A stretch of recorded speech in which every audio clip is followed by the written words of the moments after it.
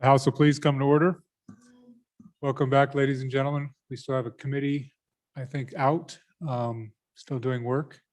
Expect them shortly, but we will continue at this time with the Chairman of Appropriations doing a kind of a walkthrough of some general information before we move into committee of the whole on the budget bill. We can have them put it back up. And we've asked that it be put back up, and here it comes. So with that, Chairman Nicholas will utilize the microphone more closely this time so you can hear. But if for some reason, members, if you can't hear well, the chairman, please stand up and give him the ear, can't hear you motion. So Mr. Chairman, please continue. Thank you, Mr. Speaker, and we'll continue with the privilege of the floor. Ladies and gentlemen, I'm sorry that you folks in the back couldn't hear everything I was saying. And it's always a tough, because sometimes it's too loud when folks get up here and sometimes it's not. And so I don't really talk that loud. If you recall, we are back on page 8. And what page 8 addresses are the major Joint Appropriations Committee changes to the governor's recommendations in his budget. And we talked a little bit about the 1% severance tax, which is the OFSTA account, and how in the joint appropriations, we captured that 1%, which is 128 million, and put it in the OFSTA account. There was a discrepancy between what the House and the Senate wanted. The Senate wanted to have it essentially revert to the LSRA and the Permanent Middle Trust Fund. We said, well, we're just going to wait in case we need the money for this next coming year of this biennium. And so that's where it sits now. Next on the list is the removal of the backstop for the employer health insurance premium. For those of you who remember last year, our health insurance fund, we're self-insured for the state of Wyoming, was underwater. And they were literally in the negative. They kind of bounced forth in and out of the negative, but at some point was 10 or $15 million below or unfunded. So the Appropriations Committee did a couple different things. And it resulted in 2 increases of 10% in premiums, and an increase in premiums, and also a reduction, if you will, in benefits, where it went from 85 down to 80, I think was the number, in terms of your matching funds and how much you pay out on those claims. And as a result of the COVID, because no one was going to the hospital and seeing their doctor, and as a result of the increase in fees and assessments and lower benefits, that fund now stands around 50 million. And of that 50 million, the majority of it is from an increase in fees, over 50%, probably 60%. And the other 40% are the fact that people just haven't been using their health insurance. And so there hasn't been those substantial claims on the fund. So what we did last year was, because it was unfunded, we took $21.33 million, and that was a number that was provided to us, and basically took it out of LSRA and put it into that fund.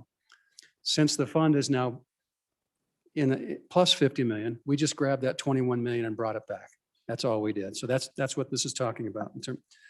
Now, maintaining the National Youth Challenge Program, and everyone kind of knows what this program up in Guernsey is. So the governor's step 3 reductions was to eliminate this program. It has 51 employees. It services about 105 youth a year. And it operates at a cost of around 12 million a year. That 12 million, it's a 3-to-1 split. So it's 3 million of school dollars, and it's 9 million of federal dollars. And so what we were only getting rid of was the $3 million cost. And so the question in appropriations was, for those 51 positions, and for the 105 folks that basically go get their GED or their high school diploma, was the $3 million worth the price? And ultimately, it went back and forth. Originally, we cut it out, we put it back in, we had testimony on it, and ultimately we came to the conclusion that we're going to put it back in. I mean, if you take 105 students, 75% of them are from Wyoming, the other 25 are from out of state. But if you take that cost per child of what we pay for the average price of education in Wyoming, it turns to somewhat of a wash. I mean, there are other costs, there are maintenance grounds, all those kind of things. But at the end of the day, we said we'll leave it in. So that's where that come from. Our changes to the governor's recommendations. And then on the capital construction account, so just as a refresher, in the school capital construction account, this is for all capital construction and projects for education. That was in our last budget, we had $250 million, okay? Of that, 150 million was major maintenance. 100 million was projects and funding that, we reimbursed the construction department for the work they do, consultants that they hire, things like that. And so that's the 250 million. Where did that money come from? 88 million came from the permanent mineral trust fund account. It's the 0.45% that we capture and direct over into to major maintenance in schools. 45 million came from state minerals. That's property, producing properties on state lands. We had one-time dollars from what we call the escrow account. That was a stranded account that basically has nothing in it now. We had 24 million, so we just grabbed that and put it in the fund. And then to balance out what we were asking for that 250 million, we grabbed 38 million from SIPA, and you total all those up and you're roughly at 250 million. Well, the problem is that the forecast on the state revenues, on state royalties, is off 20 million. So you'll see there, we have a transfer of 19.6 million from SIPA in addition to the 38 million.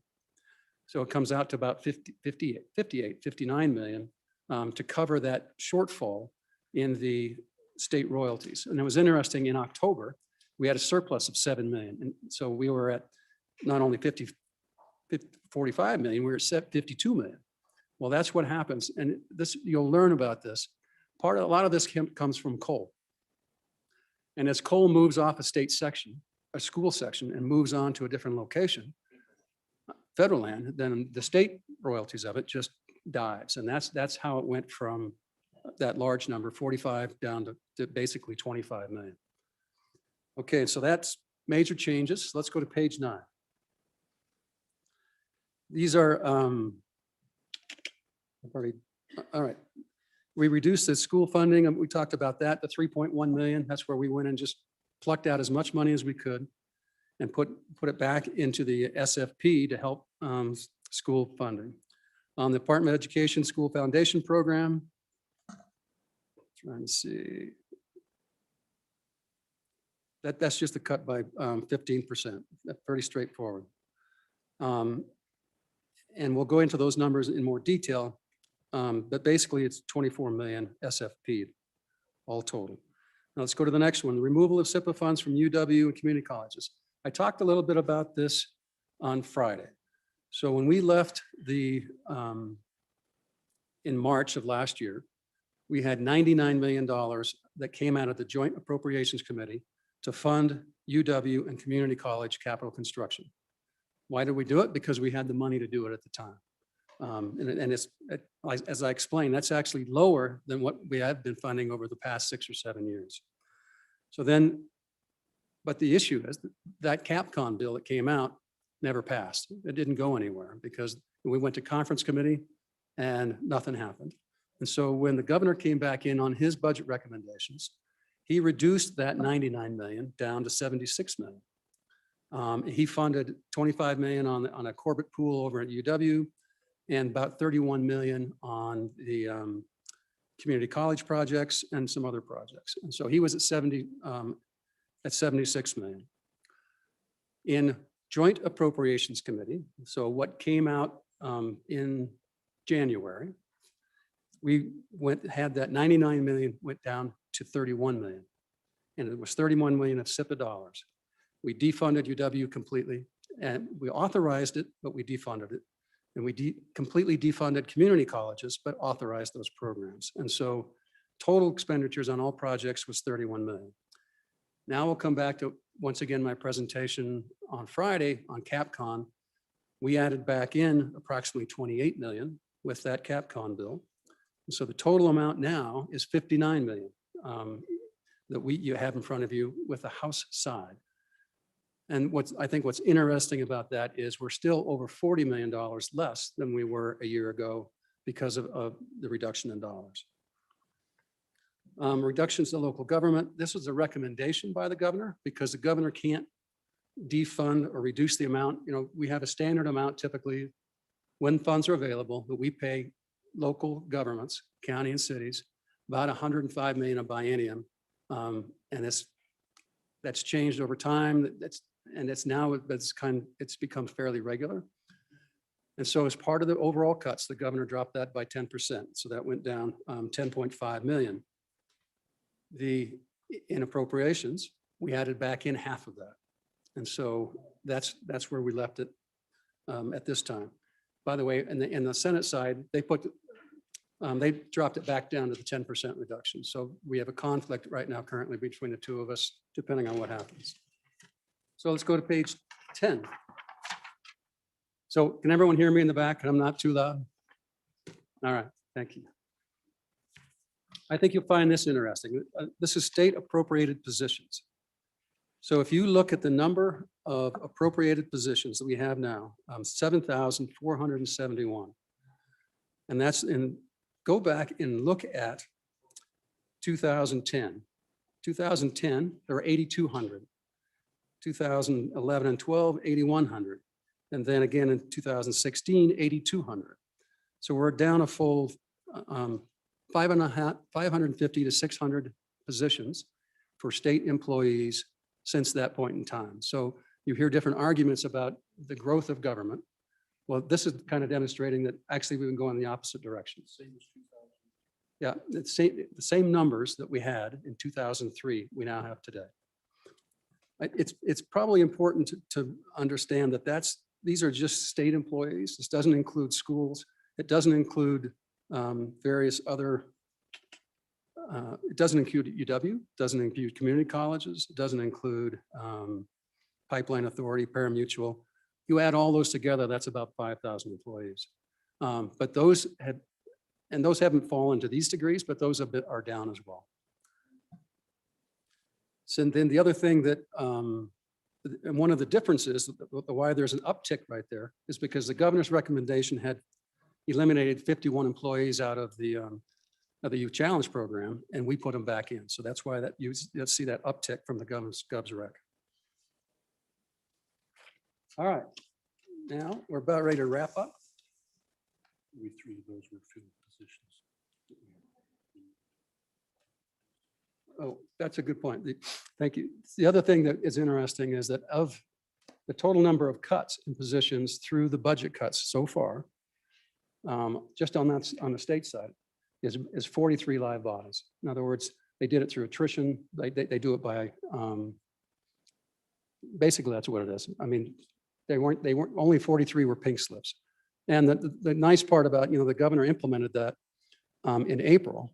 There's typically anywhere between a 10 to 20% turnover in state government every year. And so if you capture those through attrition and you can move around positions, it's not that hard to begin eliminating positions without doing pink slips. So I think now we're coming to the last page.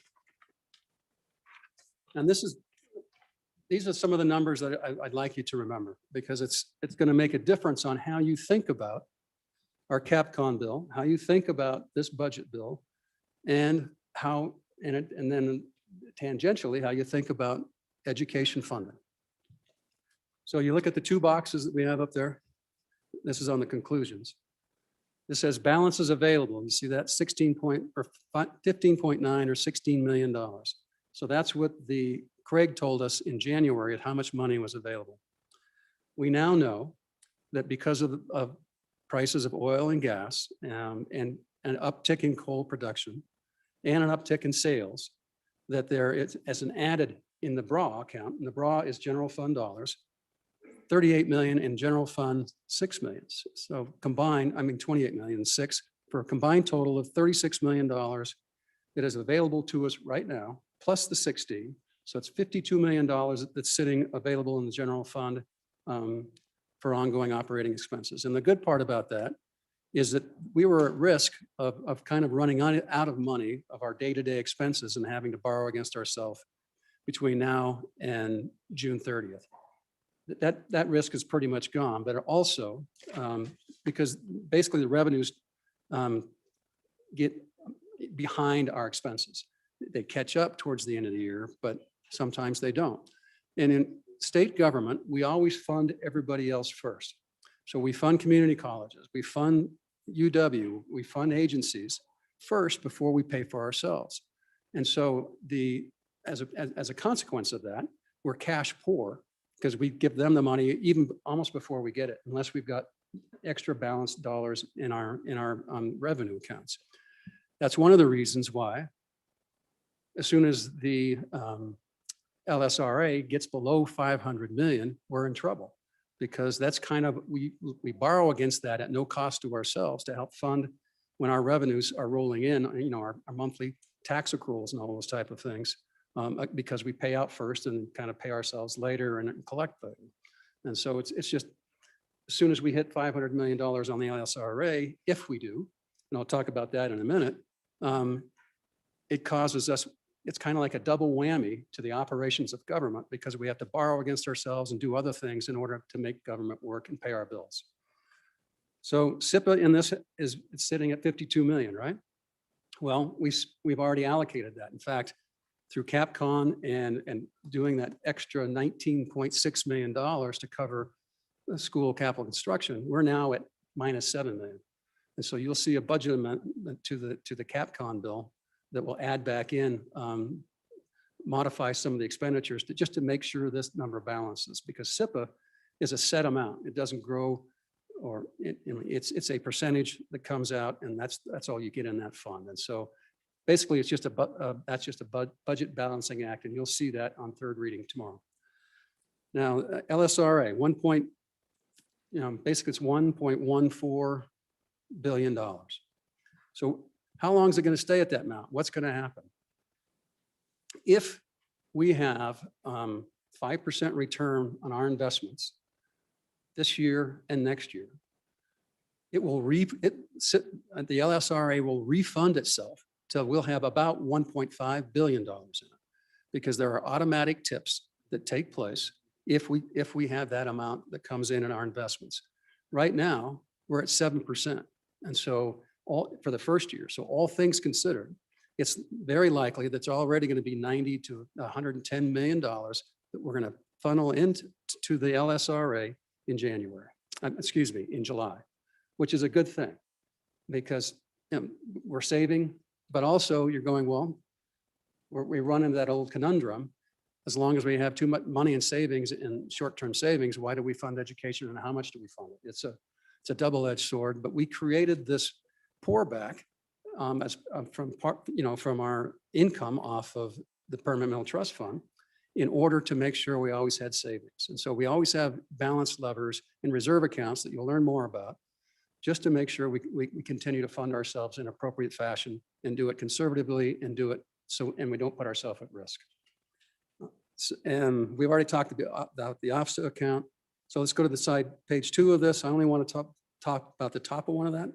It says next biennium, 27 million shortfall plus the statutory reserve account.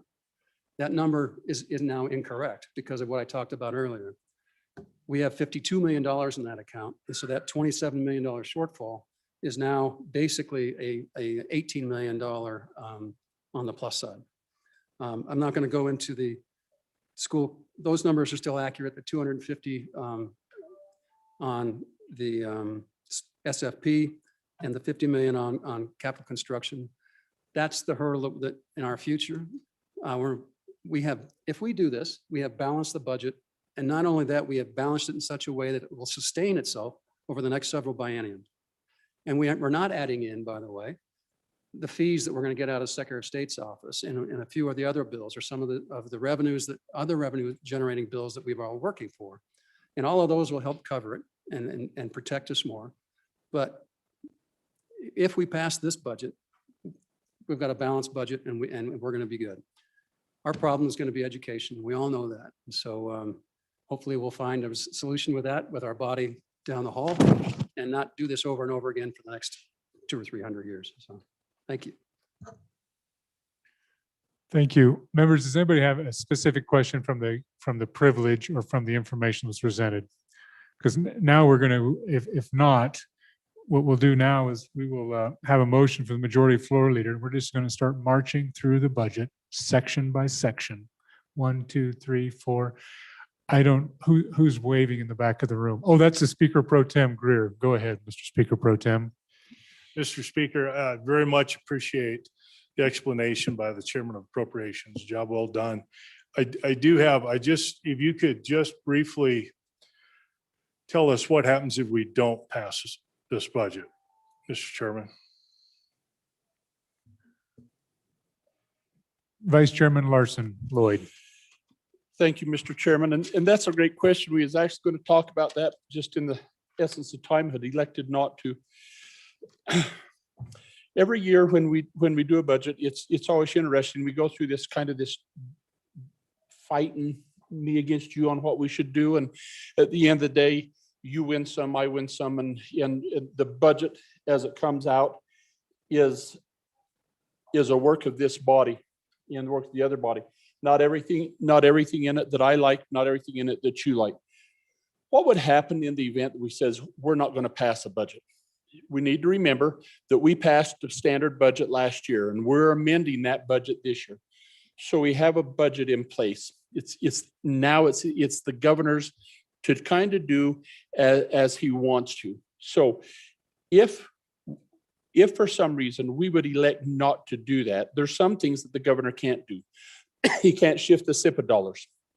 He can't do some of the step 3 reductions, but yet he still can do some of the step 3 reductions. He can't, and so we need that to we need that to accomplish the goals that or the changes in the budget that we do agree on. Probably the more important thing is a philosophical approach that we have. We're the appropriators. And if we don't pass the budget, then we subordinate the decisions moving forward on the step 2, some of the step 2 and the step 3 budget to the governor. Now we talked about, for example, the Cowboy Challenge. That was a recommendation of the governor. We had people from this body and from the other body come to JAC and says, don't do that. We don't want that. We think it's an important program. It's back in at the decision of this body. If we don't pass the budget, would that be up for grabs? Absolutely. We think that some of the step 3 cuts are a little severe or maybe in the wrong spot. We subordinate that. He gets to make that. I think we have to be very careful not to put ourselves in the situation to where we give the executive, it's not the way our government's designed to give the executive branch that decision-making process. We're the ones closest in this whole capital here, closest to the people, and we represent them, and we really need to do it in the budget process. So those are the risks that we have if we don't pass the budget. Thank you very much. So I just want to, I'll be clear again. Well, we're kind of in a privilege of a floor type of a process right now, and we're using the chief executive and naming different people. When we go start debating the bill and start debating amendments, et cetera, we go back to broad terms, chief executive, other body, et cetera. So let's be cautious of that. With that, Mr. Majority Floor Leader.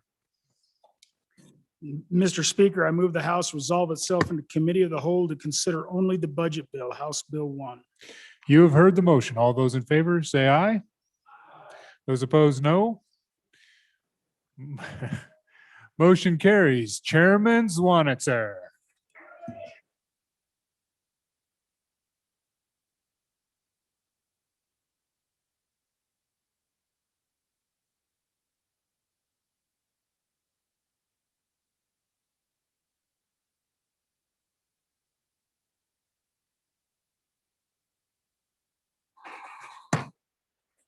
The committee of the whole will come to order.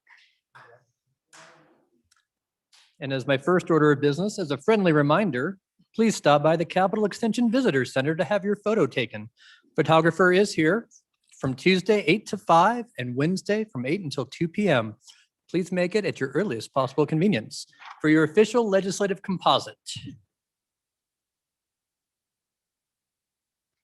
With that, the first bill for our consideration is House Bill 1, the budget. Reading clerk will please read the bill. House Bill 1, sponsored by Appropriations. General Government Appropriations 2, an act relating to supplemental appropriations and reduction of existing appropriations for the operation of state government for the fiscal biennium commencing July 1st, 2020 and ending June 30th, 2022. You've heard the reading of the bill. What is your pleasure? Chairman Nicholas. Mr. Chairman, I move when the committee of whole rise and report. It does so with a recommendation that House Bill 1 do pass. And I ask for your favorable consideration, and we will, ladies and gentlemen, what we do is that we used to go agency by agency and move the agency and pass the agency, but we don't do that anymore. It's really an explanation of the budget. So I'll go through the first 6 agencies, 1 through 6, and kind of describe for you. And I would recommend the easiest is to follow in your summary sheet. And I'm not going to hit every point because some of them are fairly trivial, but you have, just if you have questions about them as we go through each agency, you're welcome to ask questions about them. But really, it's just an explanation of the budget and how we got to where we are. So with that, I would give you a section or agency 1, the governor's office. Just a little background of information. With this budget, the governor's office has 41 FTEs, full-time employee equivalents, and 3 AWACs. And so combines 45 individuals. That's the smallest staff size of any chief executive since 2005. In other words, and what happened in 2005, they created Homeland Security. Homeland Security added basically about 29, and now it's more than that, personnel.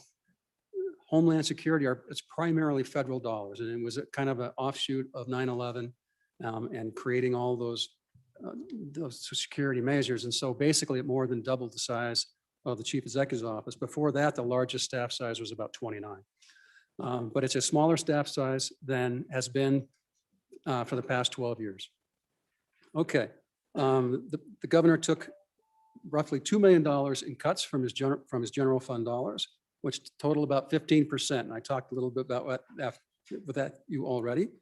He cut 2 outstanding full-time positions. And then what I explained last week or this morning, I guess, the JAC added back.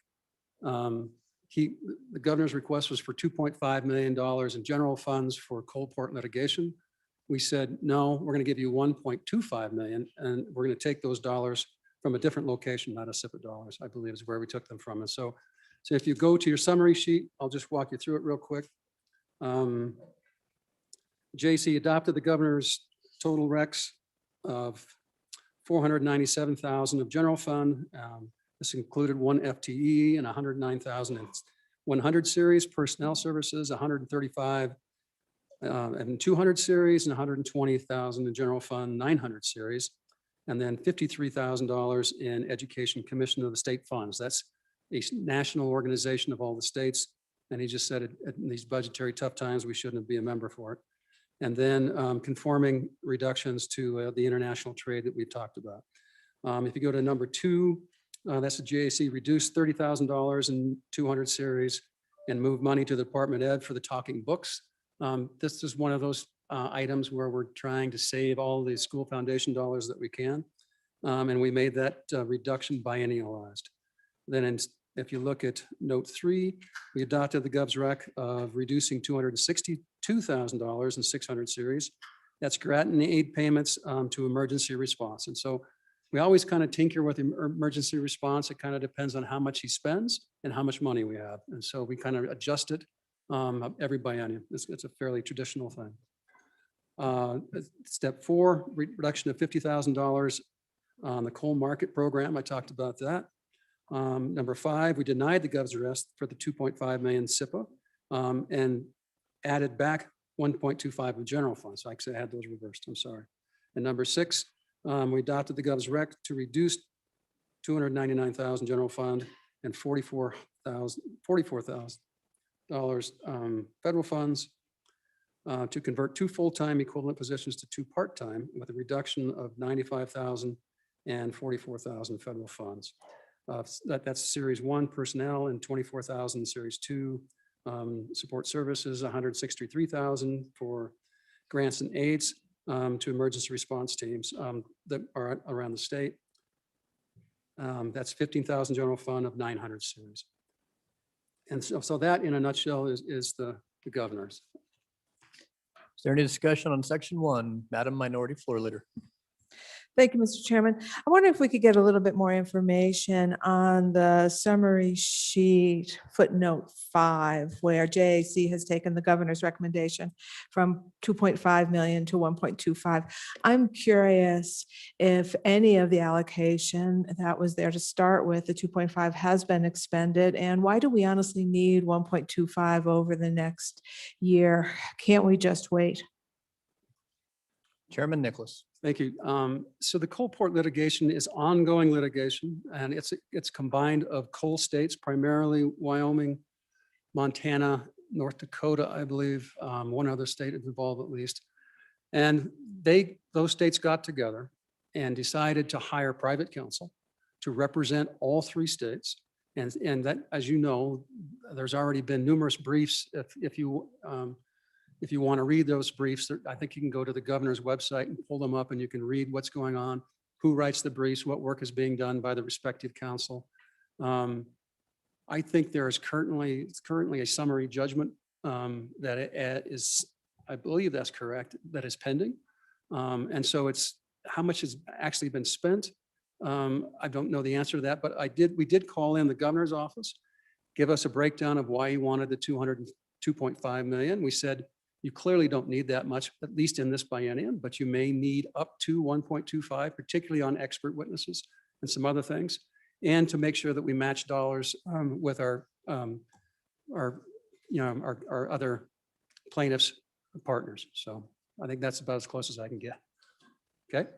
Any other questions? Further discussion on section 1, Office of the Governor.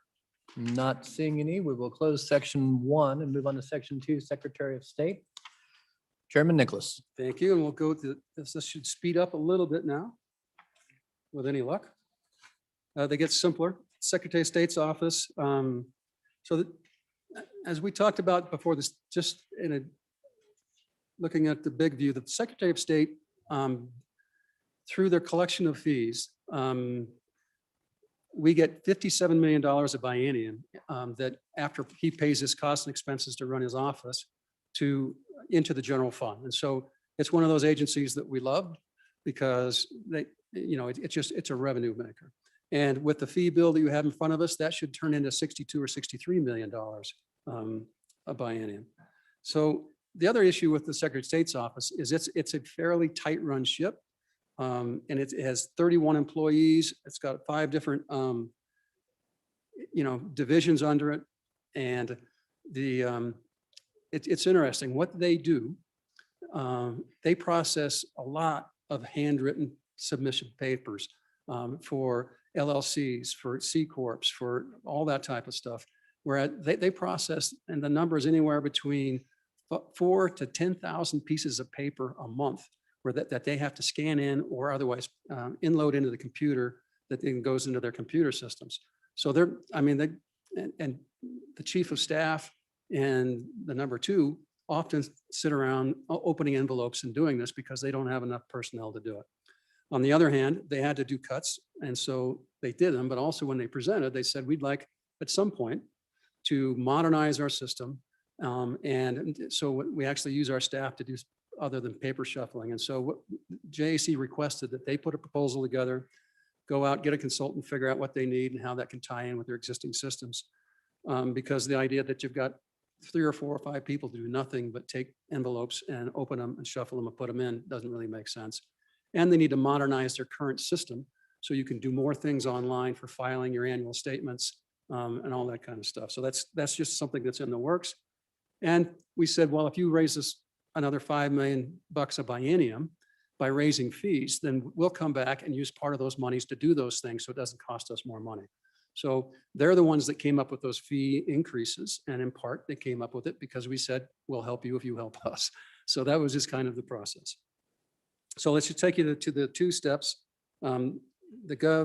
We adopted the Gov's rec of reducing 792,000 of general funds for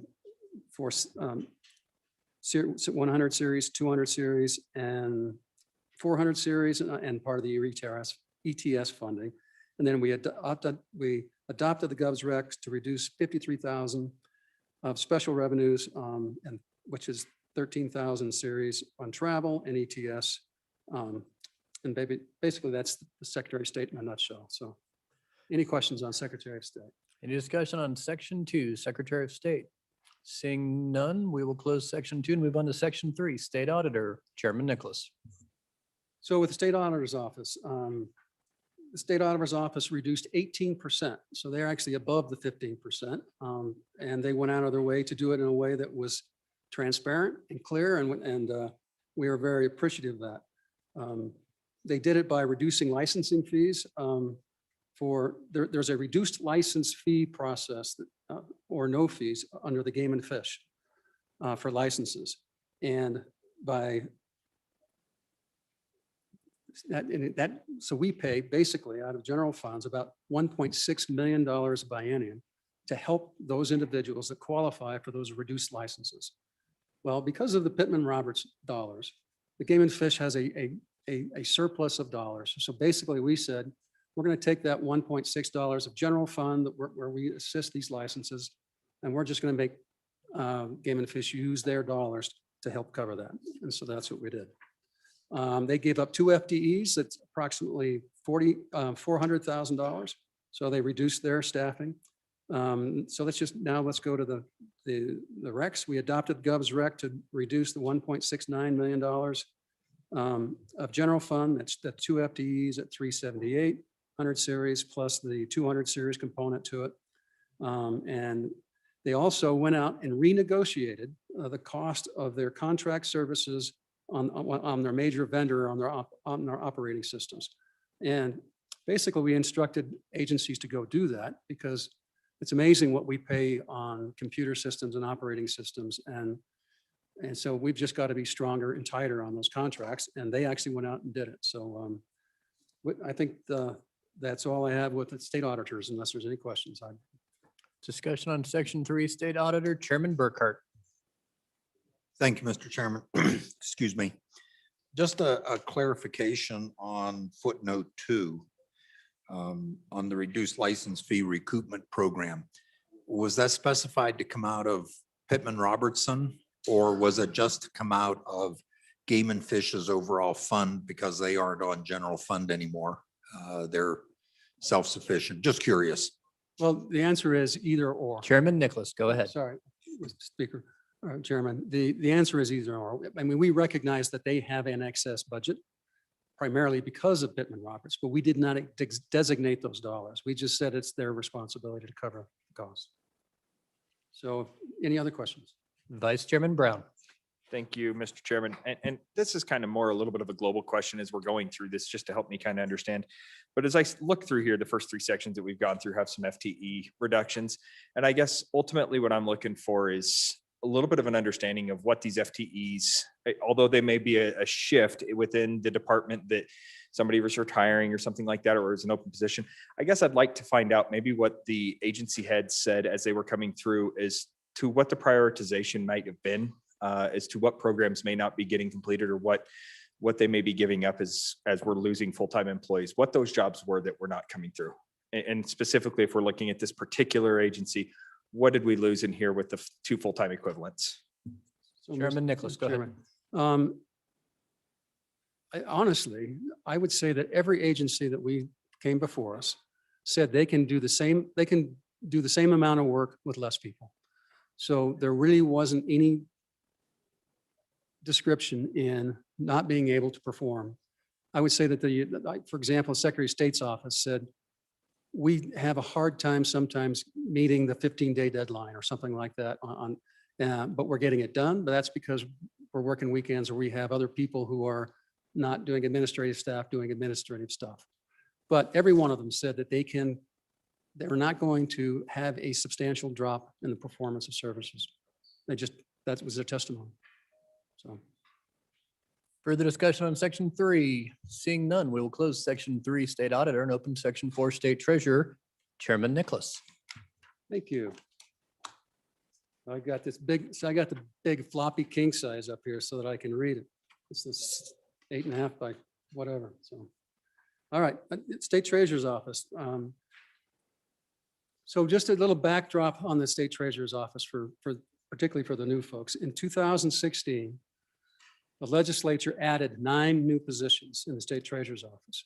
And we did it to create an internal investment team. So these numbers, I'm not sure of all the numbers, but roughly we were paying over $70 million a year just in commissions to help manage the $20 billion that we have that is invested in all of the 10 different funds, the large major funds that the State Treasurer's Office manages. So we said $70 million of money going out of state. The question was, can we do a better job or equivalent job and hire in-state Wyoming people? Well, the answer so far is a resounding yes. So we have 9 positions, and I think they have authority now to get 2 more which they're looking for. And every year they have to come and present to JAC to demonstrate that they are in fact saving us money. And in fact, we made their salaries and their bonuses because this investment team gets a performance compensation. They're unique for the state of Wyoming based upon the return that they get. And so we made the performance compensation plus whether or not they would continue to thrive based upon their performance. So far to date, they have saved us on average between $15 and $20 million a year with those 9 employees. It's really remarkable and probably more. That we're now in the process because they're doing a lot of trades. They have a floor where they trade right there in the building over there in the Herschel building. But it's not sophisticated enough to do all the proper accounting and auditing and back checking. And as a result of that, we had issues the whole last year of keeping the books current and knowing what the balances were on a month-to-month and an annual basis because of all the trades and all the transactions.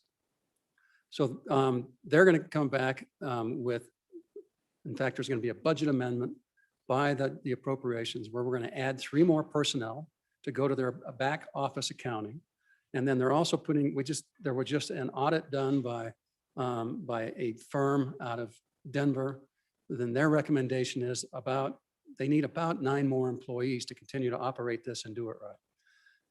We're going to do that gradually, but it's going to start with the 3 that's going to be a budget amendment, and then we'll be continuing review on how to do that in the Cap-Fin committee in the interim. And you'll also see that there's a couple bills out there that kind of reshaping this investment team. And so part of what we did back in 2016 is we created the IFC. It's the Investment Funds Committee. The Investment Funds Committee is a group of highly skilled professional investors who basically evaluate our portfolio, evaluate where we're spending, how much we're spending, and how we can maximize our return and do it in a consistent long-term fashion. And so that we kind of been tinkering with that committee and what they've been doing and how they've been doing it. And it's a bunch of remarkable people. I mean, these people are, they're very successful end of career folks who most of them or many of them live in Wyoming, and they basically volunteer their time to do that. They just had a meeting on Monday. That's why I had my headphones on in the back on Monday or last Monday. You remember, because I'm at the liaison of that committee, so I'm listening to that meeting while I was sitting here on the floor listening to debates. But they were doing their allocation of cost, which is the most important thing they do every year, asset allocation. And they're doing that for $20 billion. And that, those recommendations then will go to SLIB on the 12th, I believe. But they're just remarkable people and they do wonderful things. And they're making a lot of different recommendations on how we manage our investment funds committee. I mean, our investment team in the treasurer's office. And one of those, their most important recommendations is that that investment team gets kind of segregated off and become independent of any elected body and kind of sit on its own. So it does not involved by political influence. So there's a bill out there that proposes that. But anyway, that's what, you know, that's the fun part about the state treasurer's office. The glamorous part, but they do lots of other functions. So let's just go to the to what we did. We adopted the governor's rec, reducing 622,000 from Series 900. That's the contract levels. We reduced 7,500 in travel. That's number 2. We denied the gov's rec to add 220,000 of 900 series and added footnote 6 to sustain that denial. We adopted the gov's recs, reducing 1.6 million general fund series on the grant and aid for the veterans exemption. And we'll talk a little bit about that, but not too much. So the veterans exemption are a mechanism by which we, I think it dates back till in the 1990s. But we allowed a property tax reduction or benefit plus a vehicle driver's license reduction to veterans. It used, up until 2004 or 5, it was capped at $800,000, 800 lifetime. We took that off. And now, as a result of that, this annual budget, our biennial budget that we pay to veterans in the state of Wyoming is $11 million. And so basically the treasurer says, this is something that is, it's a gratuitous amount that we give to our veterans. And it would make sense that if everyone's taking a cut, we take a cut in the veterans exemption. So we held public hearings on that in the JAC. We've got a lot of feedback that was saying, how in the heck can you take away our veterans exemptions? And then there's a bill out there that we will see and review. But in essence, what we did was try to drop that by 20 or 25%. So to take it from 11 million down to about 8.5 million. And that means the average recipient, there are 32,000 beneficiaries of this in the state of Wyoming, of retired veterans, basically. They average between $200 and $210 a year in benefits. We dropped that down because of and we'll go into more detail on this when the bill's being presented. It's to be in transportation tomorrow. We dropped that down to about $130 to $140 per beneficiary per year in order to get the reduction. And what we also did was stop having the counties had to pick up the part that we didn't pay for. So what we're doing is we're trying to hold the counties harmless because they were paying what we didn't budget into the treasurer's budget. And so, but we'll learn all about that when the bill comes around. So next we've got footnote 5 that authorized the treasurer to promote one position to a higher paying senior analyst. And number 6, we adopt the gov's rec, 69,000 general fund for 600 series grant and aid and denied 34,000. And then we made that sustaining for a few years to come. So happy to answer any questions on the treasurer's office. Any discussion on section 4, state treasurer's office? Representative Hunt. Mr. Chairman, thank you. Yeah, quickly to the good chairman of Appropes, going back to footnote number 4. So is that, if that stays as is, then will that be put back on the county to cover that, or how will that, who picks up the tab on that? Chairman Nicholas. Thank you, Mr. Chairman. One of the ways we came up with that figure was to protect the counties so that they don't have any obligation. So that's the point of part of the cut, so the reduction. It's a combined of both. Any further questions? Seeing no further discussion on section 4, state treasurer, we'll close section 4 and open section 6, administration and information. Chairman Nicholas. Thank you. Ladies and gentlemen, I bring you agencies 6, A&I. A&I did a 15% reduction in their budget. but they did it in a very interesting way. And we weren't totally happy with it, but we walked with it. Their cuts that they developed. So state of Wyoming has a huge amount of properties that they lease to other folks around the state of Wyoming. Were able to come up and they represented to us that they can cut $7 million out of their budget by reducing their leases that they pay to those folks around the state. They represented that they're already around $3.5 to $4 million in cuts, and they're renegotiating the other ones. So they're just being better advocates, protecting our money by redoing the leases. So we said, oh, well, if it happens, it happens, and it's $7 million in general fund dollars.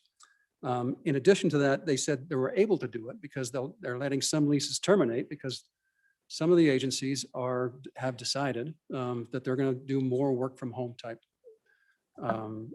projects because it happened in COVID. And in fact, they found them to be as productive, if not more productive. We'll see if that bears fruit over time. And next, they did a fund swap. And this was the one that we really had questions with for $5.4 million in the risk management pool. And this is the state insurance pool. There was a balance of $45 million in that pool, and they basically took it down to $40 million. So in the past, that pool has gotten too low, and we've had to have issues about maintaining that pool. And so we had a lot of discussion about whether or not this was a legitimate cut.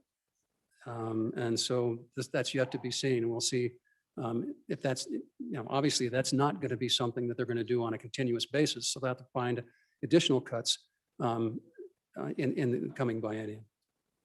So in addition to that, we cut 2 FTE that, and one of those FTE went to construction management because they needed an extra personnel.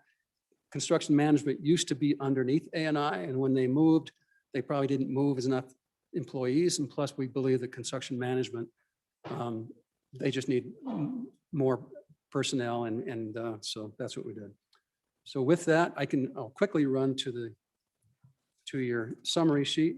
Actually, I probably don't need to because I think I've explained it all. So if you have questions, go ahead. Chairman Greer. Thank you, Mr. Chairman. Yeah, so I would agree. I would have a great difficulty with reduction in the risk pool. And so to me, that's not a cut. That's been an overpayment. Was there a justification? And I guess I want to look at this is, did they project out, look at the risk, the balance of where they were at, what they're charging to refill that? Or was that just, what was the justification to come up with 5.4 for a reduction? And I recall doing this when we were making cuts and trying to protect the budget back in 2016, I believe it was. We did this exact same thing. But we didn't guise it in terms of a cut to the agency. We just looked at it as preserving general fund dollars. So I just look, what justification did they give for that to actually be a cut to their agency? Chairman Nicholas. Thank you, Mr. Chairman. Well, I think I've answered that. They didn't have a great justification. We asked the exact same questions that the good representative from the land of the North asked.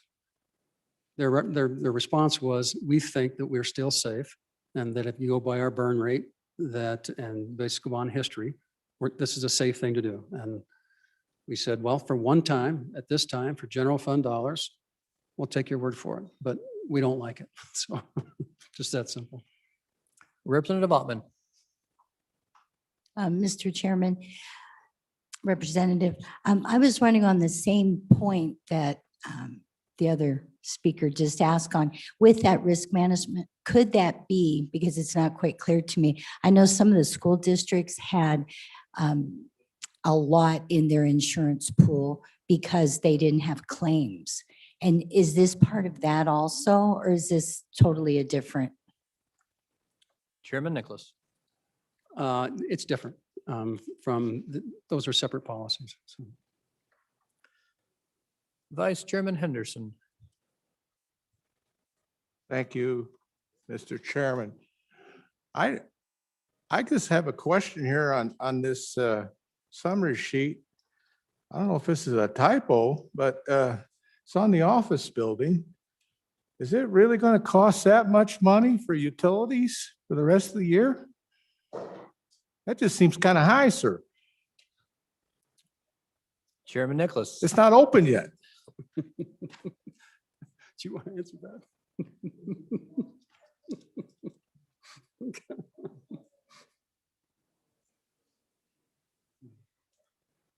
Representative Walters. Thank you, Mr. Chairman. On summary notes 4 and 5, they both relate to the Casper office building that will be open by this time next year. And those are estimates as those utilities will come in for that new building. And they're really based on the square footage of the building and existing utility needs in other buildings throughout the state. And so they tried to put in what they felt was an adequate number. I do agree, it seems a little bit high. We in the committee have looked at that and thought it was a little bit high, but because we don't have any history on what those costs might be, we just left it alone, knowing that anytime there is extra, it will revert. And so we thought it better to make sure there was enough in existence and rather than short it. Representative Gray. Thank you, Mr. Chairman. My question relates to the HR consolidation, which was a recommendation on the efficiency study, and ANI has talked about implementing. And I assume that savings isn't really going to accrue to ANI. It's across all the agencies, but I think the idea is that they would be where the HR would be housed, so that all these agencies that have, 3, 4 or more positions allocated to HR would be at a central place, kind of like ETS. So where are we at on that? And at any point, are we going to demand them to implement that, or is that just going to keep floating? Because I think at some point we need to make it happen. Thank you. Chairman Nicholas. Thank you, Mr. Chair. I think they did not implement that right away after obviously because of the efficiency study. They have been directed by the chief executive to implement and come up with a plan for that. And it's basically as part of his proposal. When they came in front of us, they said they were in the process of still developing the plan and putting it together, and that's about all we know about it. That's my recollection. If someone else knows more, remind me. We asked the same question you did, basically. Further discussion on section 6, administration information. Seeing none, we will close section 6 and move on to section 7, Wyoming Military Department. Representative Schwartz. Thank you, Mr. Chairman, bringing you agency 007, Wyoming Military Department. For those of you paying attention, it's page 5 on your summary sheet and page 13 in your budget bill. So if we look at it from a general perspective, their total budget reductions to general fund money was about 1.28 million, which represents about 8% of their general fund budget. Now, as you might recall from what the chairman of the committee said, we were looking for 15% reductions from all the agencies. But the way this will work out through the entire presentation of the budget, that is an average. So don't be surprised when some agencies are higher and some agencies will be lower, as with the military department. And remember, 75% of the funding for the military department is federal funds. They are the military and they are heavily subsidized, and we appreciate that, and it enables them to do their job. So getting into the notes, number 1, the JAC adopted the Gov's total recommendation, the chief executive's total recommendation of $896,000 in general fund reductions. That included the reduction of 4 full-time positions, almost $300,000 in the 200 series. Also, you'll notice that it's the closure of the Lovell Armory, but what they're doing is moving that function to Sheridan. And then you'll see $20,000 general fund for the elimination of the first responder program. What that is, the National Guard has provided a subsidy to cities and counties where their first responders are serving duty in the National Guard. And this helps them make up the loss of those employees. Note number 2 is we also adopted the chief executive's recommendation of $318,000 of adding federal funds to swap for general fund money. So we will now have two positions where it's federal money paying instead of general fund. Number three, we denied the chief executive's recommendation. Chairman mentioned this. This is the Wyoming Cowboy Challenge Academy. And the governor's recommendation was to terminate the program following the completion of the last class. JAC decided that we wanted to see this program continue, but we did reduce the funding because this is not general fund money. This is school foundation program money. So we reduced their funding by 10% for fiscal year 22, and that will then biennialize to 20% in the next biennium when the budget comes up. There will be a corollary reduction in federal funds. Number four is that basically the same issue relating to the Cowboy Challenge, but the chief executive wrote us a letter pertaining to it. Item number five was we adopted the recommendation to reduce funding for the Veterans Retiree Council Program, which is where they have officers who go around the state working with veterans to ensure they are able to take advantage of their benefits. It is a program that is handled by other nonprofits, and it was felt that the need for the military was not necessary any longer. We also eliminated the funding for the veterans burial teams. Once again, there was other funding available. Number six, we adopted the chief executive's proposal to eliminate the Veterans Museum in Casper. And this is a little tricky one. Thanks to one of the members from Casper, rather than ceasing funding for the Veterans Museum, the funding will remain in the military department, but the function will be transferred to State Parks and Cultural Resources because they are the agency that actually knows how to run a museum.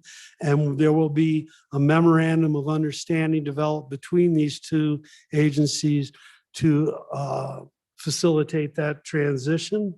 And then number seven, we agreed with the chief executive to eliminate support for the Civil Air Patrol program. The military had been providing money for some maintenance and some equipment and some training to conduct mostly what are search and rescue flights.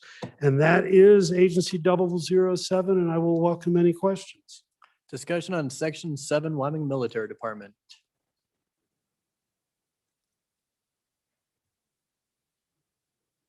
Representative Stivar. Thank you, Chairman. I just want a little more explanation on the termination of the Veterans Burial Team Program. Representative Schwartz. Thank you, Mr. Chairman, Representative. My understanding is there is a fund available that is not general fund money to support that program. So it comes out of the fund that is associated with the cemetery rather than general fund money. Vice Chairman Washut. Thank you, Mr. Chairman. Over the course of the summer, there was a news story about the National Guard doing away with one of their engineering companies and replacing it with an infantry. Can you comment on that and whether or not there's a budget savings associated with that? It just seemed to me that the engineers do an awful lot of good stuff around the state. Representative Schwartz. Thank you, Mr. Chairman, Representative. I am aware of that, but it did not come up in the budget discussions. My assumption is that this is all federally funded. Chairman Wilson. Thank you, Mr. Chairman. I can actually speak to that last question because I heard a similar question from a constituent a month or so ago. And I have actually communicated with the head of this agency, and anyone who wants to know, I'll be glad to share that email with you. It's kind of lengthy on here. I'd have to read it, which is not allowed, but so just let me know and I'll forward it to you. Representative Hunt. Thank you, Mr. Chairman. To the good representative, footnote number 7.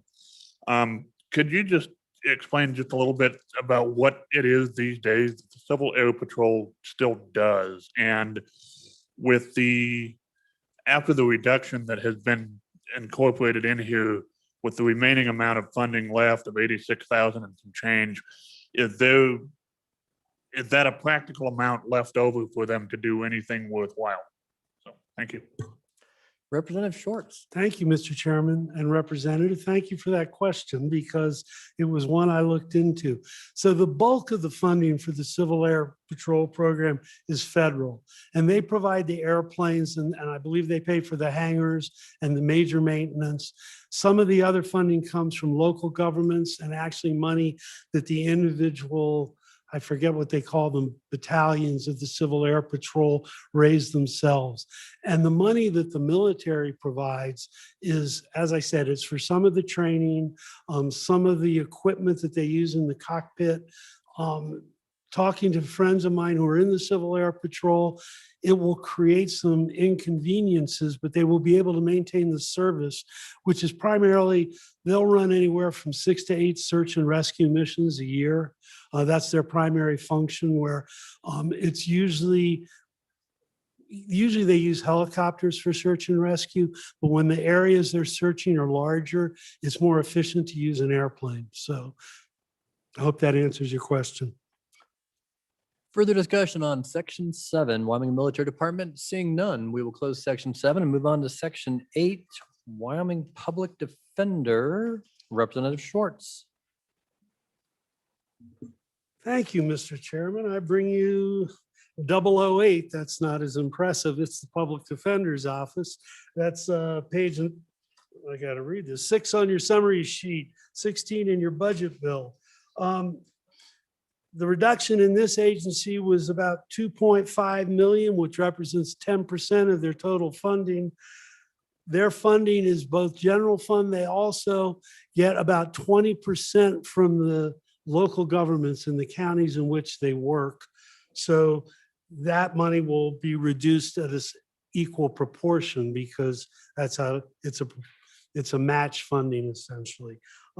If you look at item number 1, we adopted the chief executive's recommendation for a total of 2.5 million general fund, and that reduced 1 full-time position and 2 part-time equivalent positions for personnel, and then $30,000 roughly for their work with ETS to deal with their tech services. And 900 series, you'll see, is a very large number. That's 1.8 million. And they do not have enough lawyers in their staff to handle all of the public defender cases. So they contract out a lot of those services, and that's what that number represents. They also eliminated some of their money for things like attending an annual public conference and some of their training. And I think that covers number 1. And with number 2, it used to be that the Public Defender's Office also included the Guardian Ad Litem program, which is a program that provides legal services for children. And that has now become a separate agency, I believe number 98, and somebody else will handle that one now. So that is everything on that agency, and I welcome any questions. Chairman Wilson.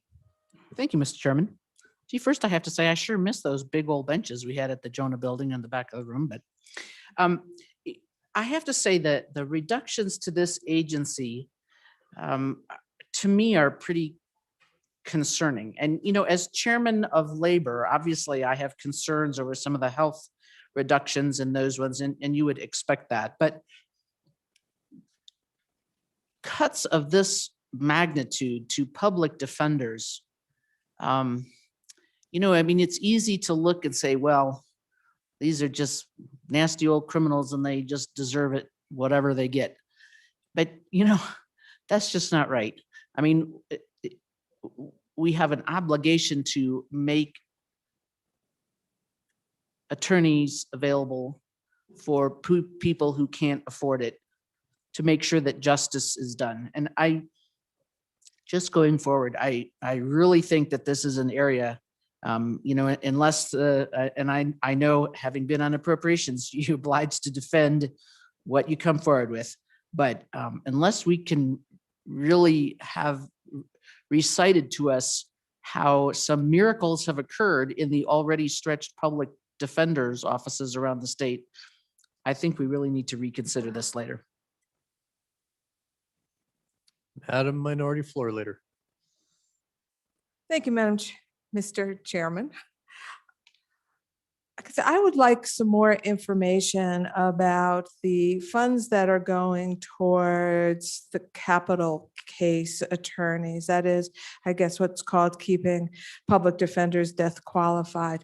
And in particular, footnote 2 in the actual budget bill that talks about $250,000 being effective immediately last year. So could we get some more information about that funding, the training that goes along with it, if that's what it's for, and about the $218,250 from last year? Thank you. Representative Schwartz. Thank you, Mr. Chairman and Madam Minority Floor Leader. That's a hard question to answer. I for one, would agree that getting rid of the death penalty would be a very wise move, both from a fiscal perspective and a judicial perspective. But as long as we have that, we have to have the ability to provide public defenders if a case arises. Generally, in the last few years, that money has reverted because we haven't used it, but barring statutory change, it will be in the budget and then revert. Is there further discussion on Section 8 Public Defender? Representative Oakley. Thank you, Mr. Chair. I guess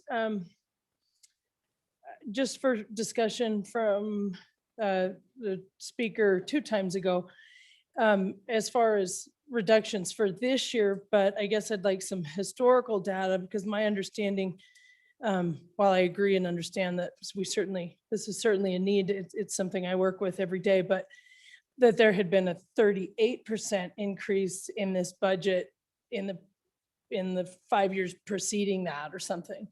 So I was just wondering about some, broader, if you know, because if this looks like a lot, but they were one of the few agencies that had increased significantly in that period of the last 5 years, where a lot of agencies have had cuts. If they did indeed, I heard, increase 38% during that time, that would be, I guess, relevant to what we do this year, at least in my mind. Thank you. Any further discussion on Section 8 Office of the Public Defender? Seeing none, we'll close Section 8 Public Defender and open Section 10 Wyoming Department of Agriculture. Representative Walters.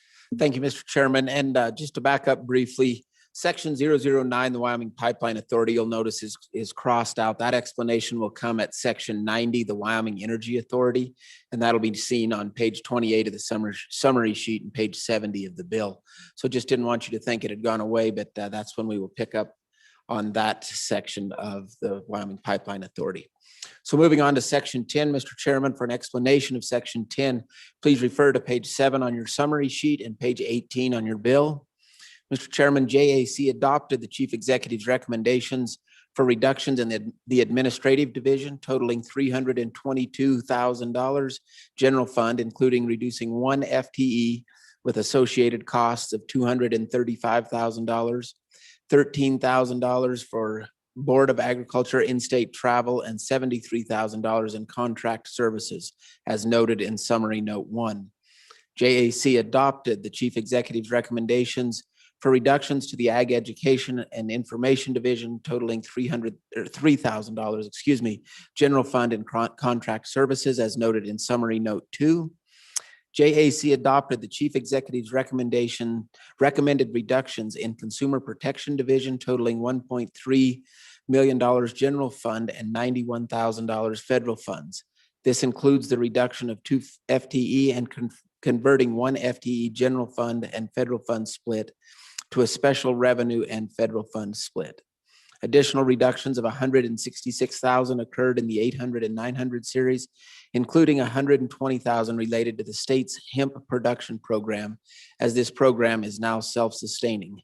And that is noted in summary note 3. JAC added footnote number 6 specifying which reductions would be biennialized and reduced $50,000 general fund from the 200 series in the Consumer Protection Division, as noted in summary note 4. JAC denied the chief executive's recommendations to reduce one FTE of $72,000 general fund associated with the position for the inspection of statewide large capacity scales. The reason was in last year's legislative session, the fees for scale inspections were increased, and JAC's position was the department should not make reductions for this purpose right after the fees were increased, as noted in summary note 5. JAC adopted the chief executive's recommended reductions on the Natural Resources Division totaling $690,000 general funds. These reductions included $18,000 for in-state and out-of-state travel, $515,000, for 600 series grant and aid payments, and $156,900 series contract services. Summary note number 6. JAC denied the chief executive's recommended reduction of $116,000 for the pesticide registration program. Summary note 7, and so this means the program is proceeding without any reduction. JAC adopted the chief executive's recommended reduction of $478,000 general fund to the state fair operations and the state fair board. JAC adopted the recommendation for an increase of $75,000 special revenue, as noted in summary note number 8. JAC adopted the chief executive's recommended reduction of $662,000 in the Predator Management Division for funds provided to local predator boards. JAC amended footnote, and that is footnote in the budget, number 5 to conform with reduction for gray wolf animal damage management board payments. Summary note number 9. And with that, if there are any questions, I would gladly accept those at this time, Mr. Chairman. Any discussion on section 10 agriculture? Seeing none, we'll close section 10 agriculture and go to section 11 Department of Revenue, brought to us by Representative Kinner. Thank you, Mr. Chairman. Mr. Chairman, I bring you section 11 Department of Revenue, found on page 8 on your summary sheet and page 21 of your bill. Mr. Chairman, I'm going to summarize notes 1, 2, and 3, and the JAC adopted the chief executive's reduction of 3 FTEs totaling a reduction of $417,761 from the 100 series. And also in notes 1, 2, and 3, the JAC adopted the the chief executive's reduction in the 200 series of $417,263 for in-state, out-of-state travel, vehicles, and support services and supplies.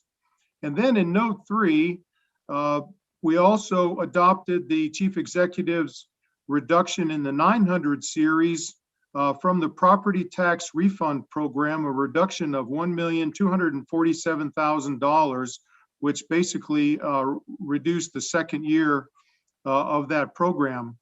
In note number 4, the JAC adopted a portion of the governor's letter, and for the benefit of the new members, I'm not sure that we've really explained what governor's letters were or are, and if we have not, so the governor presents his budget to us in November, and then we finalize the budget that we're now bringing to you in January. And so in that interim period, there are things that happen, and so the governor comes to us with a letter requesting us to take certain actions. And in this case, he came to us with an overall letter that talked about global IT cuts in 2020 and asked that some of those be restored. And for this agency, Agency 11, that restoration was $217,000 in the valuation division for IT hardware. And then on note number 5, we adopted the chief executive's reduction recommendation of 298,000 in enterprise funds, that's the EF, and which resulted in 13,000 in enterprise funds for 200 series support services, and then also 284,000 in the 900 series or contract services for alcohol server training program. And those again reduced the enterprise fund spending. Mr. Chairman, I would try to answer any questions. Question on section 11, Vice Chairman Brown. Thank you, Mr. Chairman. Just a quick question here on footnote 2. It says that they reduced some funding here, and it says for the permanently assigned vehicles. My question on that is, this is typically done like through a leasing program with A&I. So my question is did we sell those vehicles, or did those vehicles go back to the motor pool and they're just sitting there not being used and they're not being leased back by the agency? If I could get some clarification. Thank you. Representative Kinner, if you know. Yep, Mr. Chairman, my understanding on that is that those vehicles, that they were permanently assigned vehicles and that they turned those in and that they would try to use the pool itself instead of the permanently assigned vehicles. Okay, Representative Yin. Thank you, Mr. Chairman. So my question is, I appreciate the conversation about the top of footnote 3, but when talking about the governor's recommendation to cut the property tax refund program, I was wondering why the governor recommended that and what the discussion was like in JAC. Thank you. Representative Kinner. Mr. Chairman, I don't remember the specific reasons. Maybe I could phone a JAC friend if someone has a better memory than myself, but that, as was stated, was one of his recommendations. So perhaps one of my fellow members could help me out there. Representative Schwartz. Thank you, Mr. Chairman. Call a friend. So while this is technically a gov's rec, basically this was the determination of the department head. It's a program he has never particularly been fond of, and it was a method to get to his 10% reduction. I would add, I think it's a great program. I hope to see this money restored. I believe almost 2,000 people in Wyoming used it in all 23 counties. The requirement is that you cannot have income over 80% of the median income. There's a limit on how much you can get out of this program, but it's largely distributed to older people on fixed income, whereas the property taxes rise, they are having difficulty staying in their homes. So I hope that answers the question. Thank you, Representative Schwartz. Vice Chairman Washut, you're next. Thank you, Mr. Chairman. On footnote 5, the alcohol server training program, did that reduction eliminate the program, or is there still funding there and the program simply downsized? Representative Kinner. Thank you, Mr. Chairman, for that question. My understanding is that this does eliminate the funding, the state funding for that program. I believe the intent is to try to continue to have that program and possibly seek some other funding for that, or the users of that program could be charged some kind of fees for that program. Chairman Wilson. Thank you, Mr. Chairman. The cuts of FTEs seems a little bit like deja vu from a few years ago when we had to make cuts. And my recollection then was that the efficiency study, where we paid people to really evaluate what we were doing and whether what we were doing made sense, said that cutting the positions reduced actually the revenue because, and my budget book is still at the desk, but I think these are in the excise and mineral tax areas.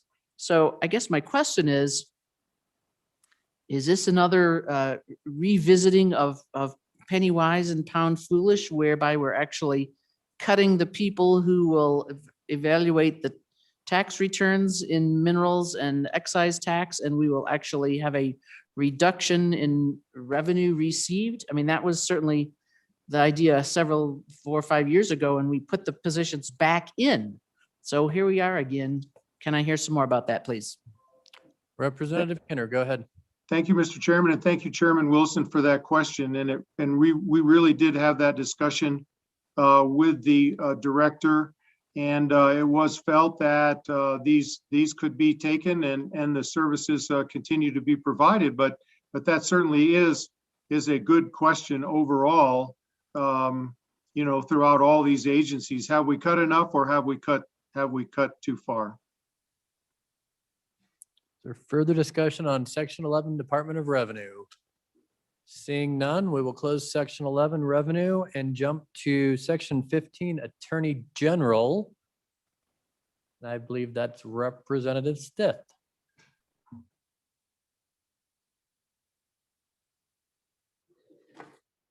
Fellow members, I present to you Agency 15, Attorney General. Starting with I'd like to start with sort of the big picture first. You'll notice that on the summary sheet you got that the percentage reduction for this agency is not as high as for some of the other ones. It's a little over 7% as opposed to 12 or 15%. And that was relates to the governor's priority that law enforcement, that we go easy on them because law enforcement is an essential service that we can't cut too deeply. So what are the cuts? $6.4 million is being cut from agency, was the governor's recommendation, cut from agency 15. The Joint Appropriations Committee cut a bit further by cutting 2 additional full-time equivalent positions out of the law office.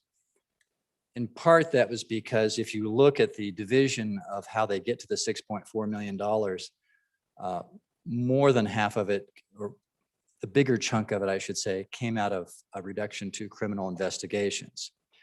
So to take another cut from the law office to the Joint Appropriations Committee made some sense. So directing on the details, it is page 22 of your bill and page 9 of the summary sheet. You'll see and I think that in some ways it's easy enough, for example, to see the reductions, the total reductions in law office and criminal investigations, but the budget book gives you a little flavor of what these actually are. So for example, overtime for Division of Criminal Investigations is being cut by $495,000 as an example. And reasonable people can debate whether that's a good idea or not, right? These are another cut, for example, is to cut the funding for the Medicare fraud control unit that was recently created a session or 2 ago. So these cuts they're real, they're unfortunate. As far as the one interesting question is that for these 11 full-time equivalents that are reduced, many of them are vacant positions, but not all of them. So there's some real actual pink slips going out in this agency. And that is the big picture. There are other cuts, but for example, in the 200 series, they're cutting out $800,000, mostly travel. And in the 900 series, which is our contract services, that's being reduced by $194,000. And I would stand for questions. Questions on section 15, Attorney General, Representative Baker. Thank you, Mr. Chairman. My question is in relation to footnote 1. And you kind of have to go back to the budget book as was referenced to understand the numbers there. But I was wondering if this was one of those agencies that went through with a fine-tooth comb during the analysis, or if there was discussion about potential school litigation during the adoption of the governor's recommendations. Thank you. Representative Stith. Mr. Chairman, thank you. Yes, to the good representative from my part of the country. We had a brief discussion about the school equity funding litigation. If you look in the budget book, it's hard to tell from the budget bill itself or even the summary sheet, but there have been nearly a third of the funding, $442,000 out of 1.2 million, has been cut out of the law office for school equity litigation, right? School finance litigation. So we talked about it, but did not make a change to the governor's recommendation. And apparently we're crossing our fingers and hoping that the school district sing kumbaya with us all. And we don't need more lawyers for school finance litigation. Mr. Majority Floor Leader. Mr. Chairman, thank you. One, a comment, because this was my former agency. So you, the governor could create a part-time AWAC if needed to work on that. So that was one reason we asked, and I think God answered that question.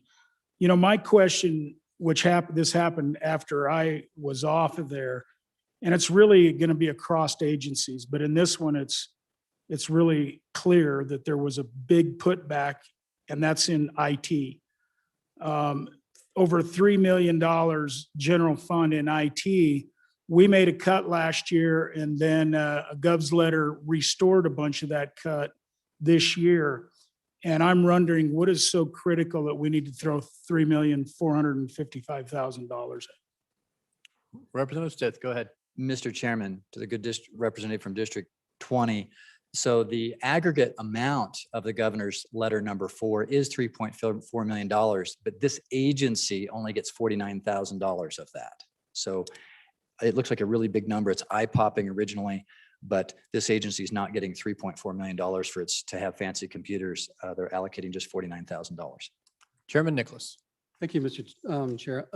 By the way, there's 3 volumes of these budget books, and there's about 60 of them that are up in the joint appropriations. So if you want hard copies, or if you want fire fodder for your fireplace, they're up there because of the way that, well, usually there's a demand for them, but because everyone's going viral, we've got a bunch of extras, and I don't know why they ordered that many, but you're welcome to have them. And if you stack them up on your desk, then you can get your computer top, so it actually looks in your face. That's another option. So, Thank you, Chairman Nicholas. Vice Chairman Washut. Thank you, Mr. Chairman. I just wondered if you could comment on the personnel reductions within this agency and how many of those came from the Division of Criminal Investigations. Representative Stith. Mr. Chairman, thank you. And for the representative from District 36, I believe it's in our footnote here on page 9 of the summary sheet. You can tell that in footnote 3, the Joint Appropriations Committee adopted the governor's total reduction recommendation, 2.6 million general fund, to include the reduction of 5 full-time equivalent positions. So there are 5 full-time equivalent positions that got reduced out of the criminal investigations division. Further discussion on section 15. Seeing none, we'll close section 15, Attorney General, and go to section 20, Department of Environmental Quality. Vice Chairman Larson. Thank you, Mr. Chairman. Members, this is found on page 10 of your status report and on pages 23 and 24 of your budget bill.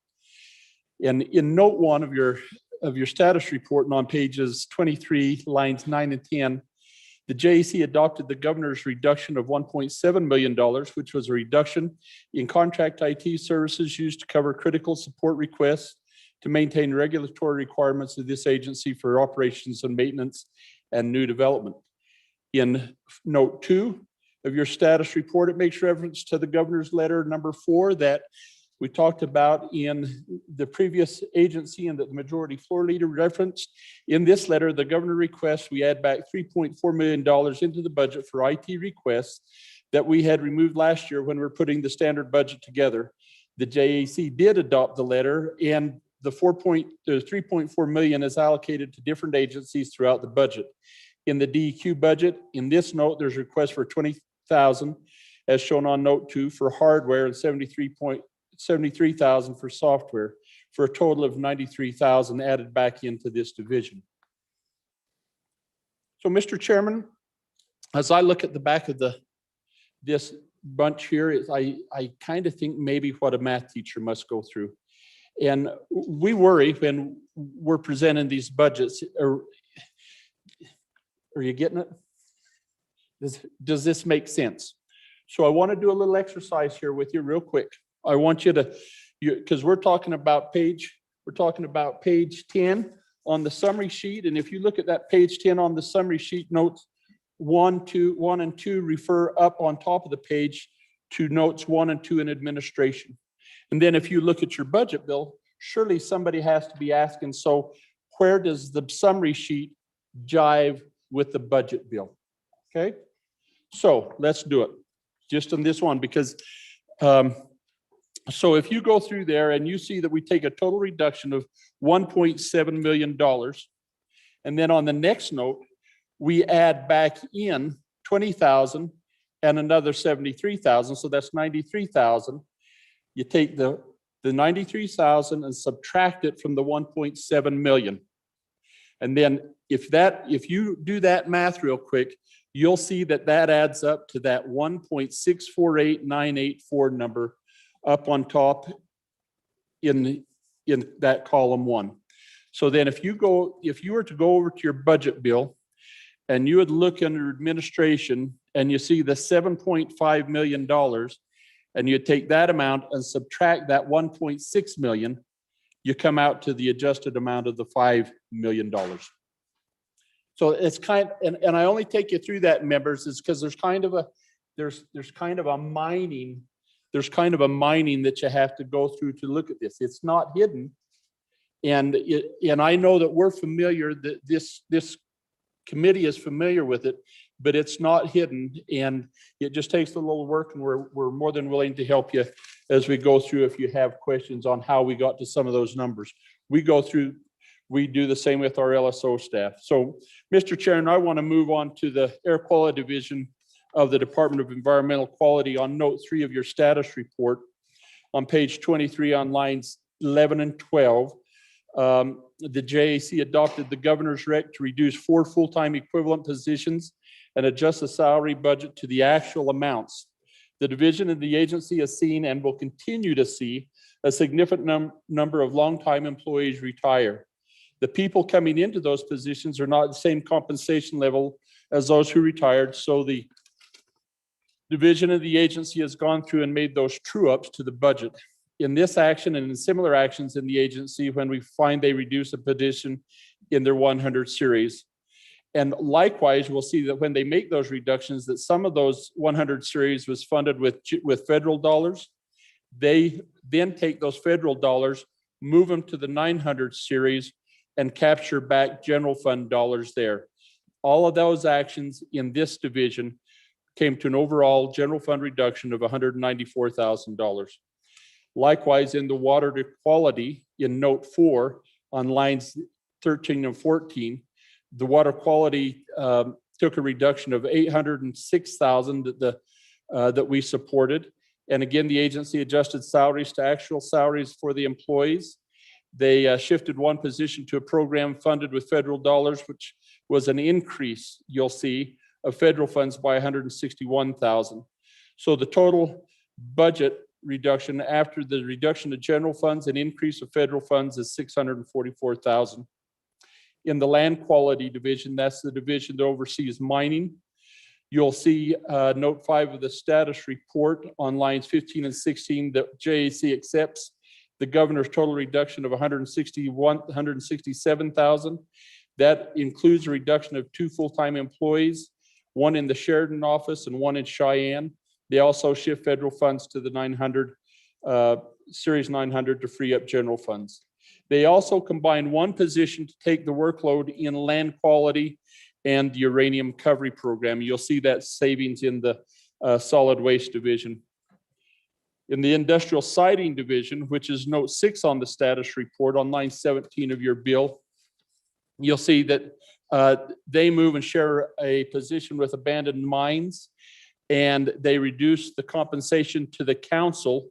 And that's done by that travel reduction. They'll do that by shifting to more online meetings. That reduction is $129,000.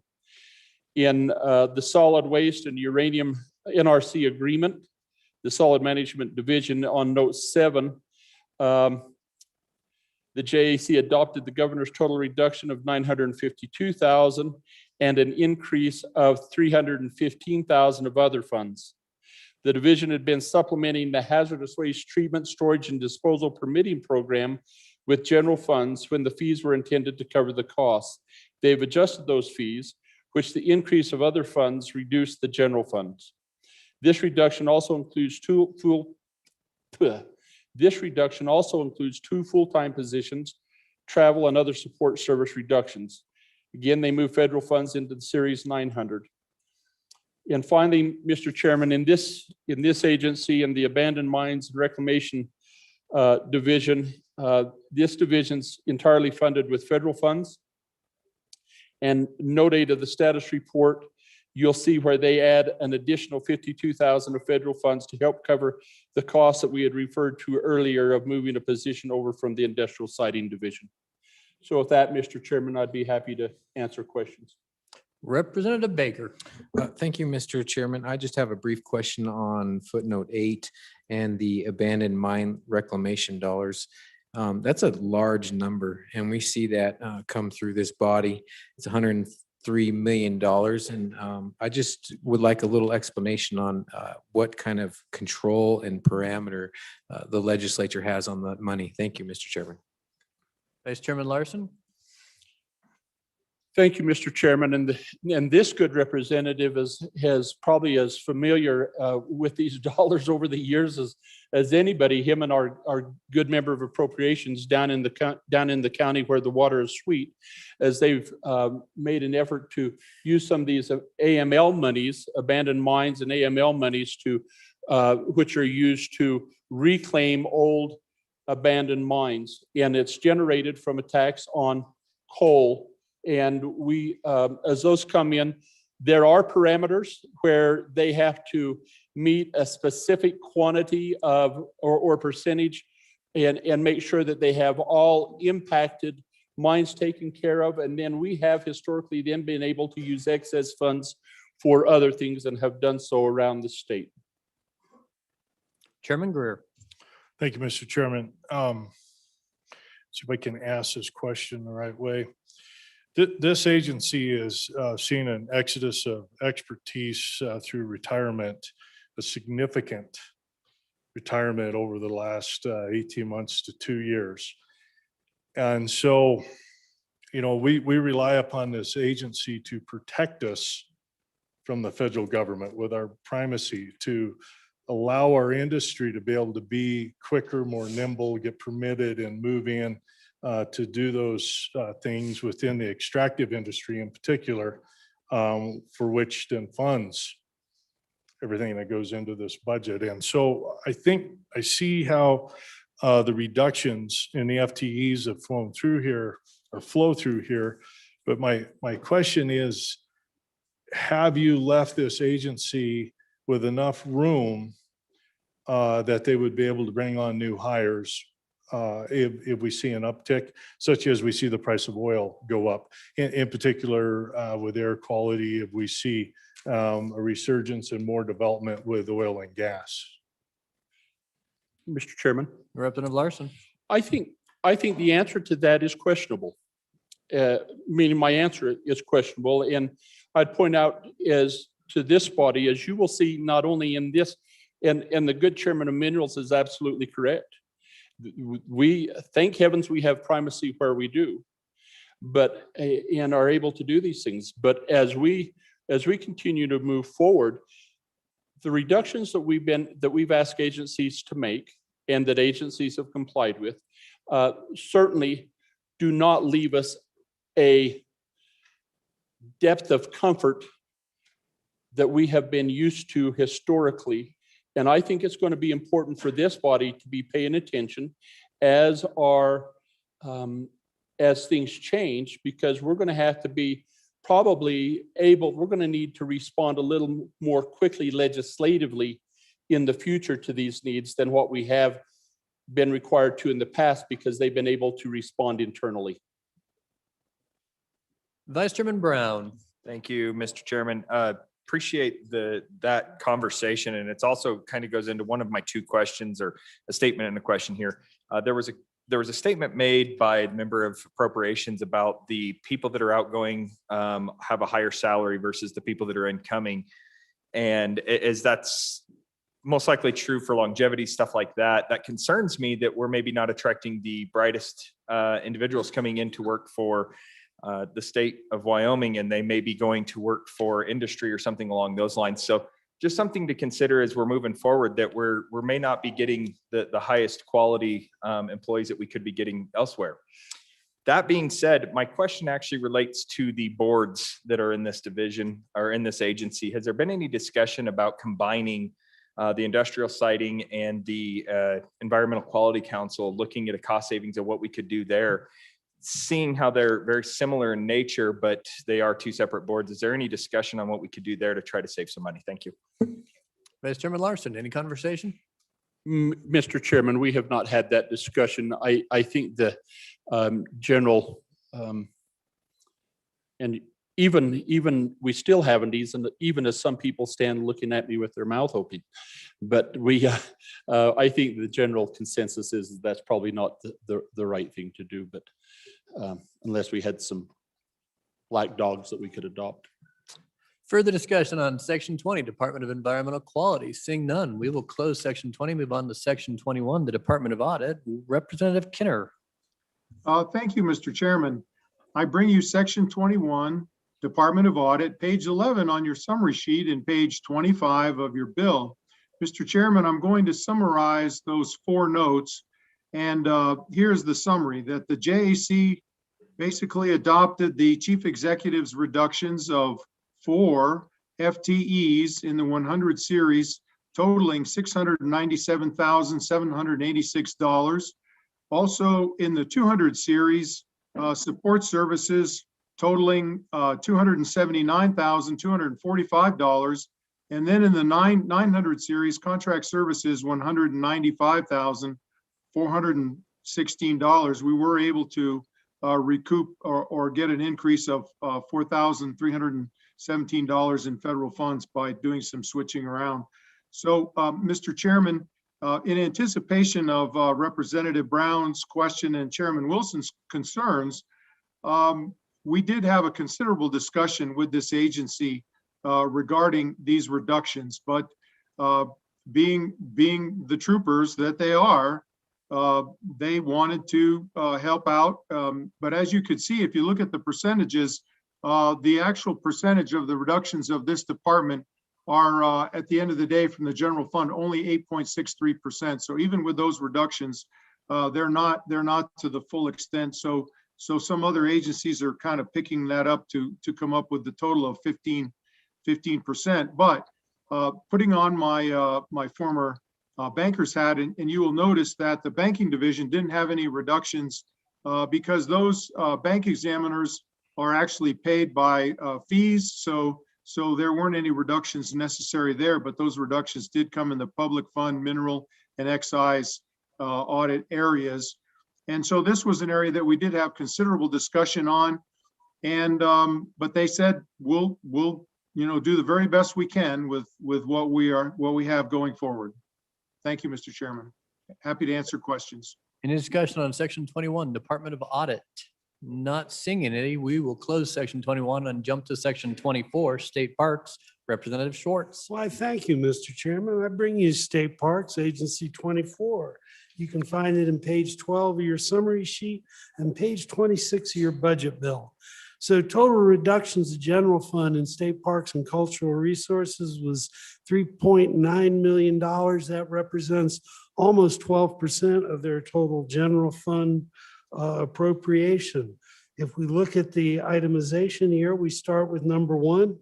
JAC adopted the Govs Rec for a reduction of $642,000 to general fund, which included the reduction of 4 full-time positions, as well as $4,000 in 200 series, which was advertising and travel. Go to number 2, we adopted the Govs Rec of $1.45 million general fund, company with 113 federal fund. These were 3 full-time positions. As you can see, they're taking a lot of position cuts in state parks.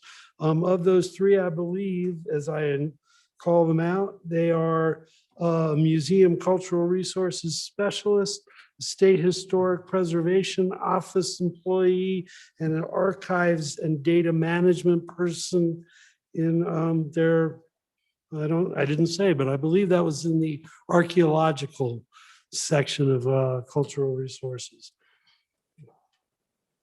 I'm gonna make sure I've got it all here. Footnotes 2 and 3 to conform with the governor's recs. Footnote number 2 addresses the We the People program. And this is a pass-through grant that has been coming from State Parks and Cultural Resources for many years. It goes to the group that administers We the People, which I will add is a very wonderful program. Last year, they were down in the basement, and if you had the opportunity to see them and hear them, it's pretty impressive, these high school kids. And that will reduce the funding to $80,000. The money that was being used the cut will not impact We the People. It will still occur. The other piece in there is a reduction to the Wyoming Cultural Trust Fund. The hope was to put $1 million into the trust fund. That will be reduced to $800,000. And the footnote 7. Footnote 7, yes. So footnote 7, the Wolverine says, is an assurance that the National Endowment for the Arts provides federal funding to have grants go out into local communities for art. And what footnote 7 says is that the funding we get from the federal government for these grants must be used for grants and cannot be used to supplant general fund money for administration. So that is footnote 7. Footnote 8 in number 2 relates to the Veterans Museum in Casper. I believe you might recall when I was discussing the military department, while they are holding on to the funding, they are going to create an MOU with state parks to run the museum. So that would be footnote 8 in 2. Number 3 is 2 more full-time positions. And I believe that is related to the Arts Council and that money that was not allowed to be used federal money. It will wind up with the reduction of 2 of the employees. One of them is a program coordinator. The other is a grants administrator. I will add, this might be a little more problematic for the agency. Moving on to number 4, it's Governor's letter number 4, and this is regarding to the IT hardware and software. This goes back to last year's budget when we did 50% reductions across the board for all agencies for hardware and software.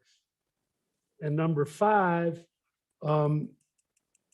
is in the Parks Department, and it is the reduction of 3 full-time employees, and that would be a skilled trade supervisor, an office support member, and a project engineer, and then 17 part-time equivalent positions. Those 17 positions they've been vacant positions for a number of years. There will be no impact on park operations due to that. And other than that, some 200 series for utilities and vehicles. That will conclude Agency 24, and I welcome a question from the Minority Floor Leader. Well, since she was called on, Madam Minority Floor Leader, go ahead. Well, thank you, Mr. Chairman. Yeah, I do have a series of questions on both footnotes 2 and 3. So I'd like some more specificity about the $412,698 general fund in the grant series. So you had mentioned that We the People is still going on, but I'm curious about if there are financial cuts to that program. But could you give us more information about the Wyoming Humanity Council pass-through and the Arts Council grants? So how much are being cut from each of them is what it looks like. And then later in that footnote, there's $142,000 for contract services. And so what exactly will no longer be contracted for? And then if I just can keep on going, on footnote 3, who or what are those 2 full-time FTEs that are being eliminated? What are those folks doing right now? Thank you, Mr. Chairman. Thank you, Representative Schwartz. Thank you, Mr. Chair.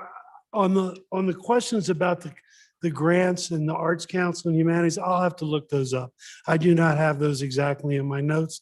I don't want to, I think I know, but I don't want to make a mistake. The two employees were the two I referenced, the program coordinator and the grants administrator in the Arts Council. Okay, Vice Chairman Washit. Hey, Mr. Chairman. My understanding is that this agency manages several millions of dollars in land water conservation fund grants from the federal government.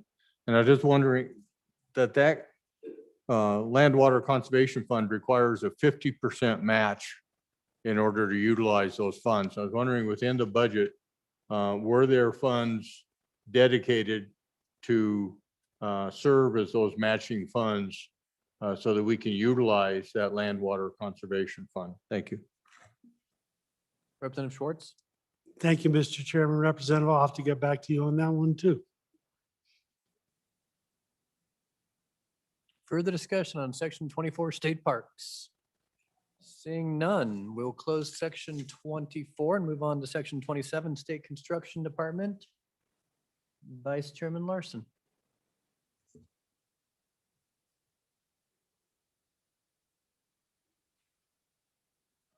Thank you, Mr. Chairman. I was just going back because we had an amendment in state parks. One of the concerns we had in the JAC to the good minority leaders concern was that some of the Arts Councilmen in the grants for the Humanity Council could maybe be gobbled up in administration.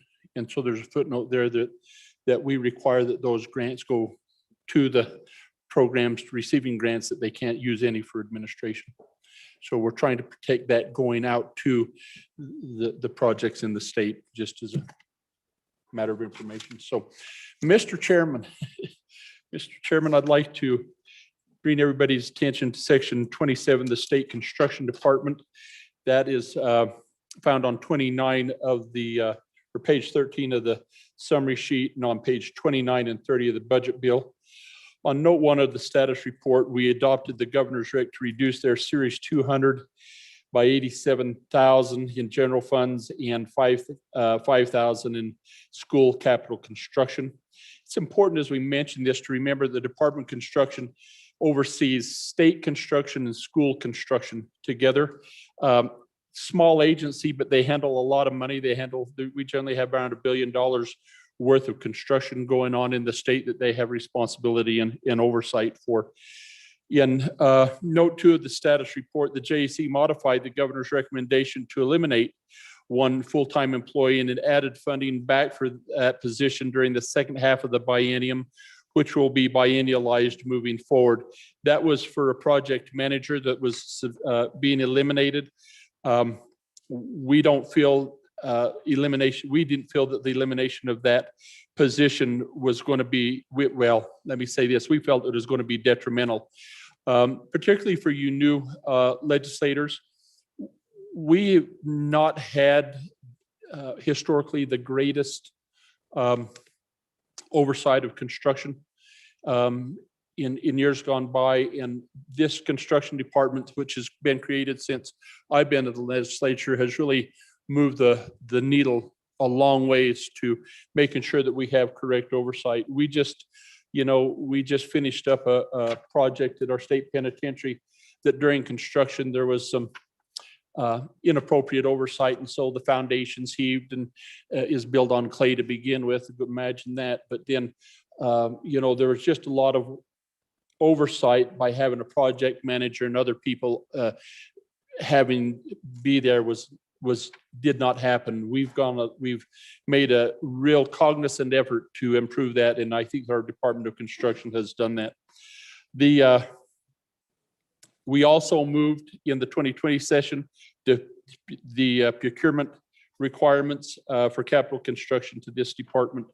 In note 3, JAC adopted the governor's reduction of the school capital construction account for statutory requirement assessments of our schools that include condition, education suitability, and engineering. Now, we're required to have a study done on that. And you will see, similar to what we've done in the CapCon bill, where we put some of the step one and step two, level one and level two studies in an aggregate amount, not to protect the state's position on bids. We're going to do the same with the funding for this assessment study. Note 4, the status report, JC adopted the governor's reduction in the construction management division for in-state and out-of-state travel for $67,000. Mr. Chairman, I'd answer questions on the Department of Construction. Any further discussion on the State Construction Department? Seeing none, we'll close section 27 and we will jump all the way to section 37, State Engineer. Representative Simpson.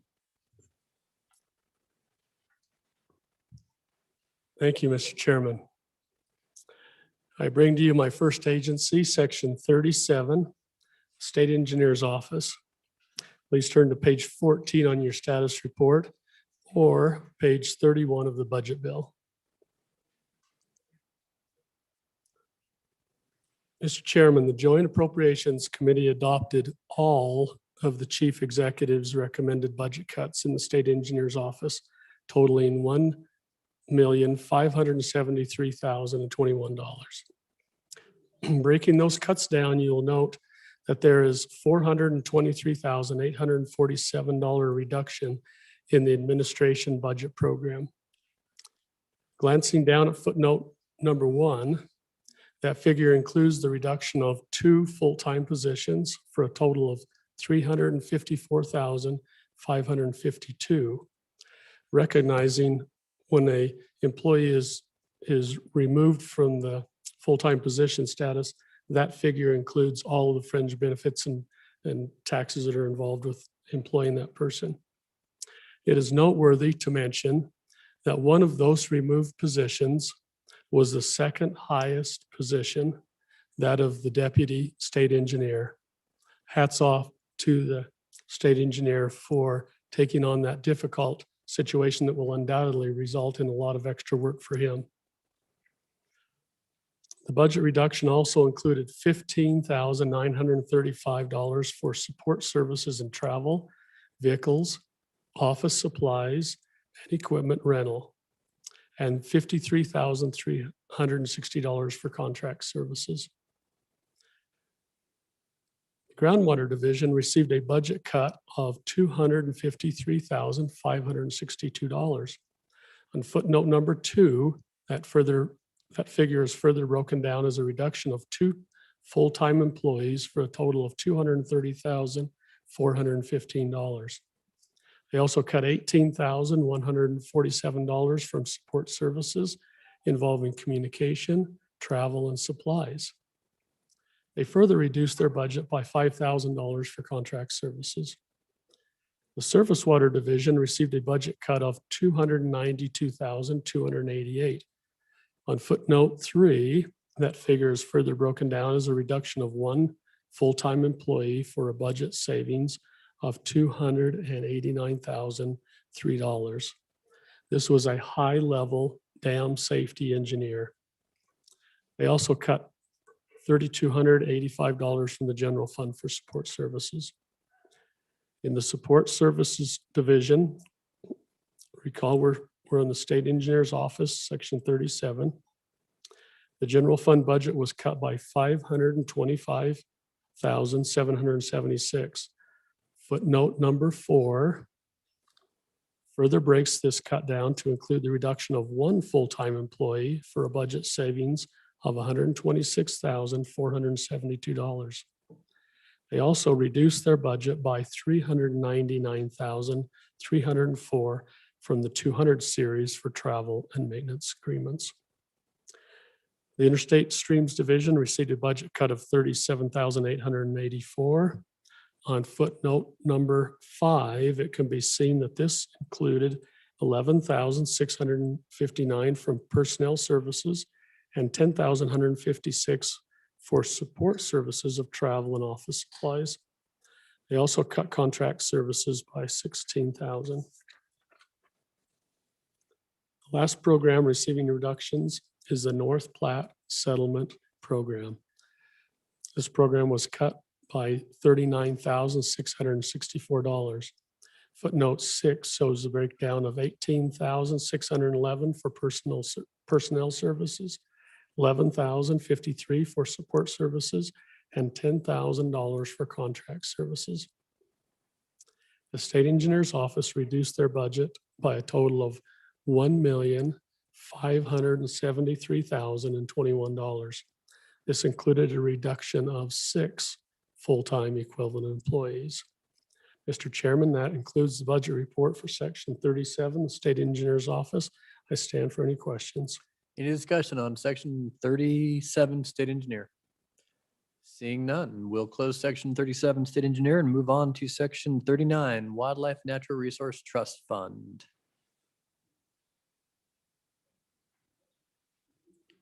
Please welcome Representative Schwartz. Why, thank you, Mr. Chairman. It's a pleasure to be back. So Agency 39, Wildlife Natural Resource Trust Fund, page 15 in your summary sheet, page 32 in your budget bill. This one is relatively simple. They cut $1.6 million, which is 16% of their general fund budget. All of that is part of their grants program. So it's just an across the board 16% cut. The sad part about it is that most of their grants get a 5-to-1 match. So we basically just lost $8 million in matching money, but that was their response to the governor's request, and I would happily answer any questions. Oh, there is a note, I forgot. One of the programs that was called out, you can see it in your budget bill, probably on page 32 or 3. There was a footnote last year designating a particular program, the Wyoming Landscape Conservation Initiative, which actually also was a matching program. And that was $1 million, and that was pulled out as part of the $1.6 million reduction. Vice Chairman Henderson. Thank you, Mr. Chairman. My question it goes to the last thing here regarding the landscape conservation program. Could you just provide a little bit of information on what the expectation is regarding the length of that program in terms of putting in perspective the cut that we just listened to? Now, how long is this program going to be in effect? Is it sort of an experimental thing, or I'm not familiar with that? Yeah, I mean, Representative I'll be Schwartz, go honest. ahead. I'm sorry. No, Representative Schwartz, please proceed on the WLCI. Thank you, Mr. Chairman. My understanding was this was a one-time appropriation for this program. And so as a consequence, it was eliminated in favor of their regular grant program, whose success we are well aware of. Representative Heiner. Thank you, Mr. Chairman. As a new representative, maybe the good representative from the land of the mountains could explain the trust corpus. What's the reason behind that, and any obligations we have there and what it's used for? Representative Schwartz. Why, thank you, Mr. Chairman. So the corpus was established before my time, but it was in principle meant to have $200 million in it. And the revenue stream off of that then would be used for their grant program. They do things like protecting wetlands and conservation easements to protect valuable migration corridors. And as I said, the great thing about their grant program is generally they get about a 5-to-1 match from other areas, not state monies, that make it just a really valuable program. In this body, we've had many discussions about the conservation easements in particular, because they are on private properties, but they're extremely valuable for wildlife. And at any time, I'd be happy to discuss it with the good representative. Any further questions on section 39, Wildlife and Natural Resource Trust? Seeing none, we will close section 39 and move on to section 41, Fire Prevention and Electrical Safety. Representative Simpson. Mr. Chairman, I bring you section 41, Fire Protection and Electrical Safety. You can locate it on page 15 of your status report and on page 34 of the budget bill. Mr. Chairman, the Joint Appropriations Committee adopted all of the chief executive's recommended budget cuts in the Office of Fire Protection and Electrical Safety totaling $814,189. Mr. Chairman, this is a relatively small agency that reviews architectural drawings for conformance with the International Electrical Code and then performs inspections in the field to ensure contractor compliance with the approved drawings. Looking specifically at the budget cuts, you will note that there is a $100,000 reduction in the administration program budget. Glancing down at footnote number 1, can be seen that this reduction comes from a reduction of support services for maintenance agreements. They'd been working on the softwares that they use and renegotiating with the suppliers of those softwares, and they were able to come to an agreement that included a $100,000 savings. Next, you can see where the Electrical Safety Administration Program cut $714,189 from the general fund. But then you'll see on your spreadsheet, they moved that same like amount over to special revenue. They charge fees for reviewing plan sets, and they also charge fees for performing inspections in the field. They've built a savings account there, and they plan to generate the money necessary to cover the reduction from the general fund. The governor's office approved it, and so did the JAC. The Fire Protection and Electrical Safety Department reduced their dependency on the general fund by a total of $814,189.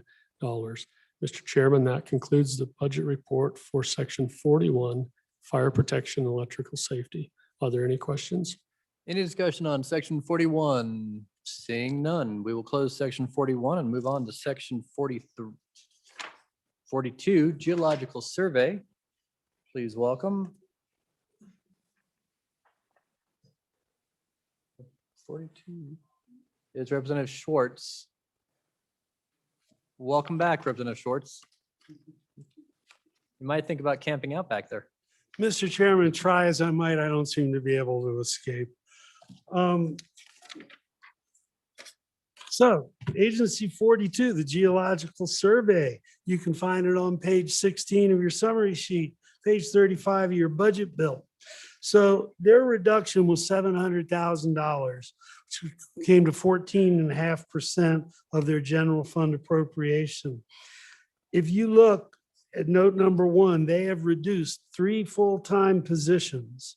They also reduced 100,000 almost in 200 series support services and 800 series as 7,500 for non-operating expenditures. I don't remember what that was exactly, but it's footnotes 1 and 2 I'm most interested in. These were footnotes from last year's budget, and one of them provided for studies in the south central part of the state to look for specific rare earths. And the other footnote was regarding aeronautic magnetometer surveys for roughly the same purpose.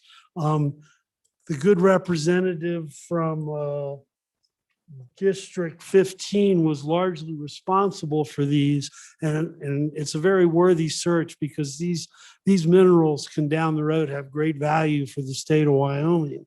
But the Geological Survey deemed it necessary to cut those from the budget, and they also eliminated 3 positions: an economic geologist, who is the employee who is tied to those programs of looking for rare earths, an employee who is specialized in uranium and trona, and another one who specialized in fossils and general geology. And that pretty much sums up the Geological Service. I would be happy to answer any questions. Questions on section 42, Geological Survey? Seeing none, we'll close section 42 and move on to section 44, Insurance Department, Representative Kinner. Thank you, Mr. Chairman. It's also nice to be back. However, I wish I were in the chamber with you all and hope to be back soon. So, Mr. Chairman, I do bring you section 44, the Insurance Department, page 16 on your summary sheet and page 36 of your bill. Mr. Chairman, A reminder that the insurance department generates considerable special revenue and enterprise funds to fund this department. And so actually, at the end of the day, when you look at their total reductions, it came up to 18.44%. And so here's an agency that is contributing to some of those agencies that didn't quite get their percentages up there to contribute to the overall 15% reduction globally.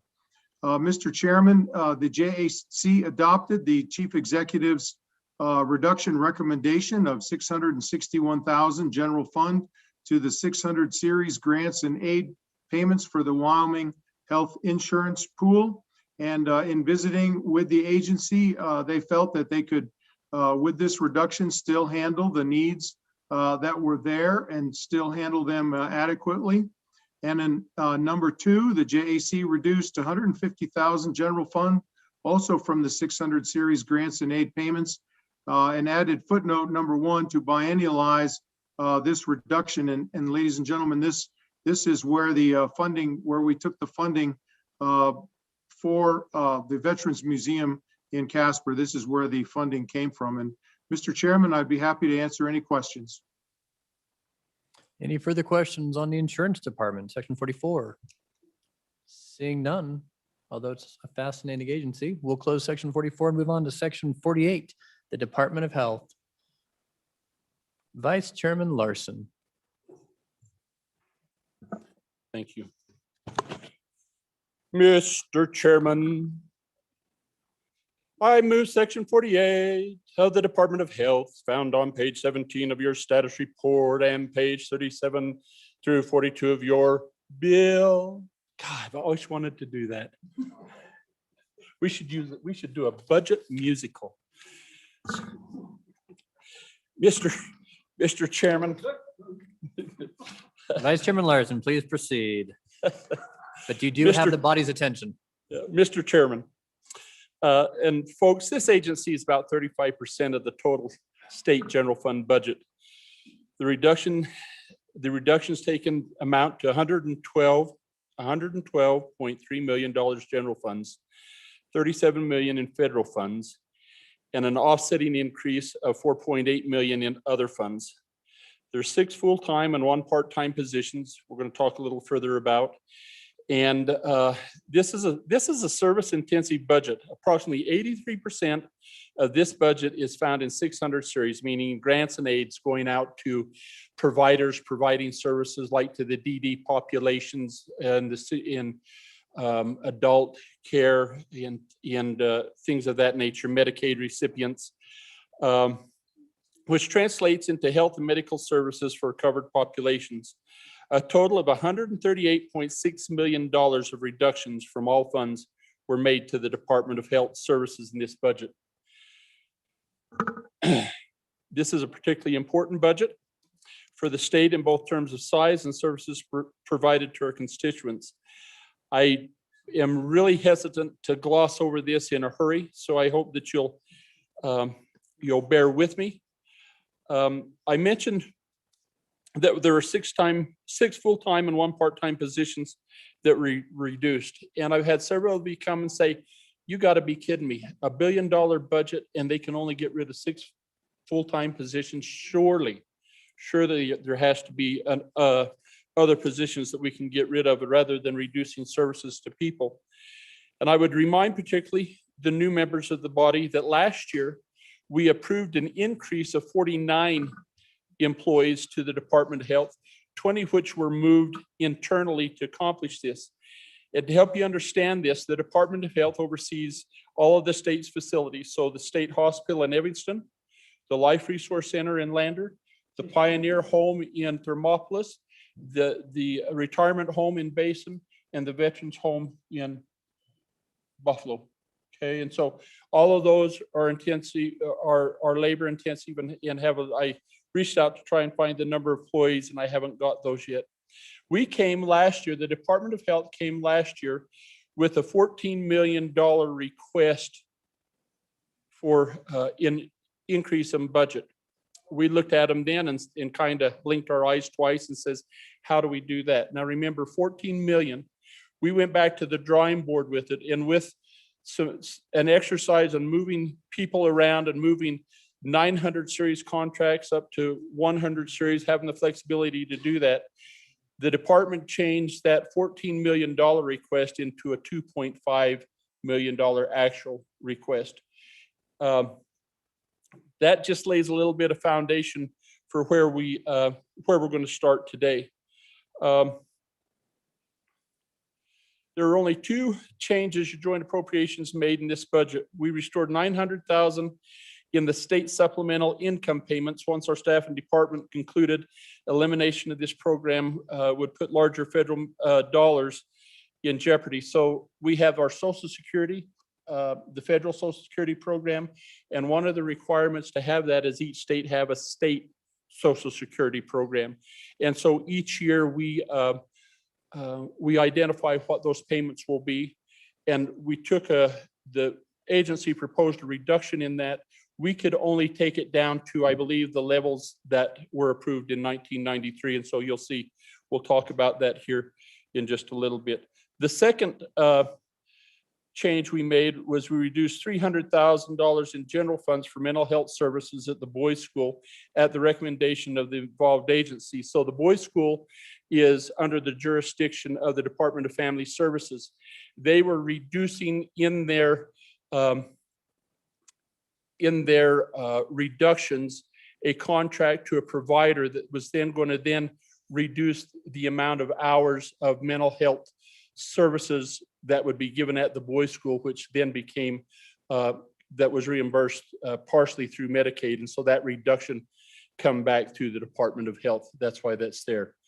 The other thing that I'd like really for this body, as we start going through the various divisions, is as we looked at the budgets, we realized full well, and we support the governor and we have supported the agencies as we've gone through these budget cuts.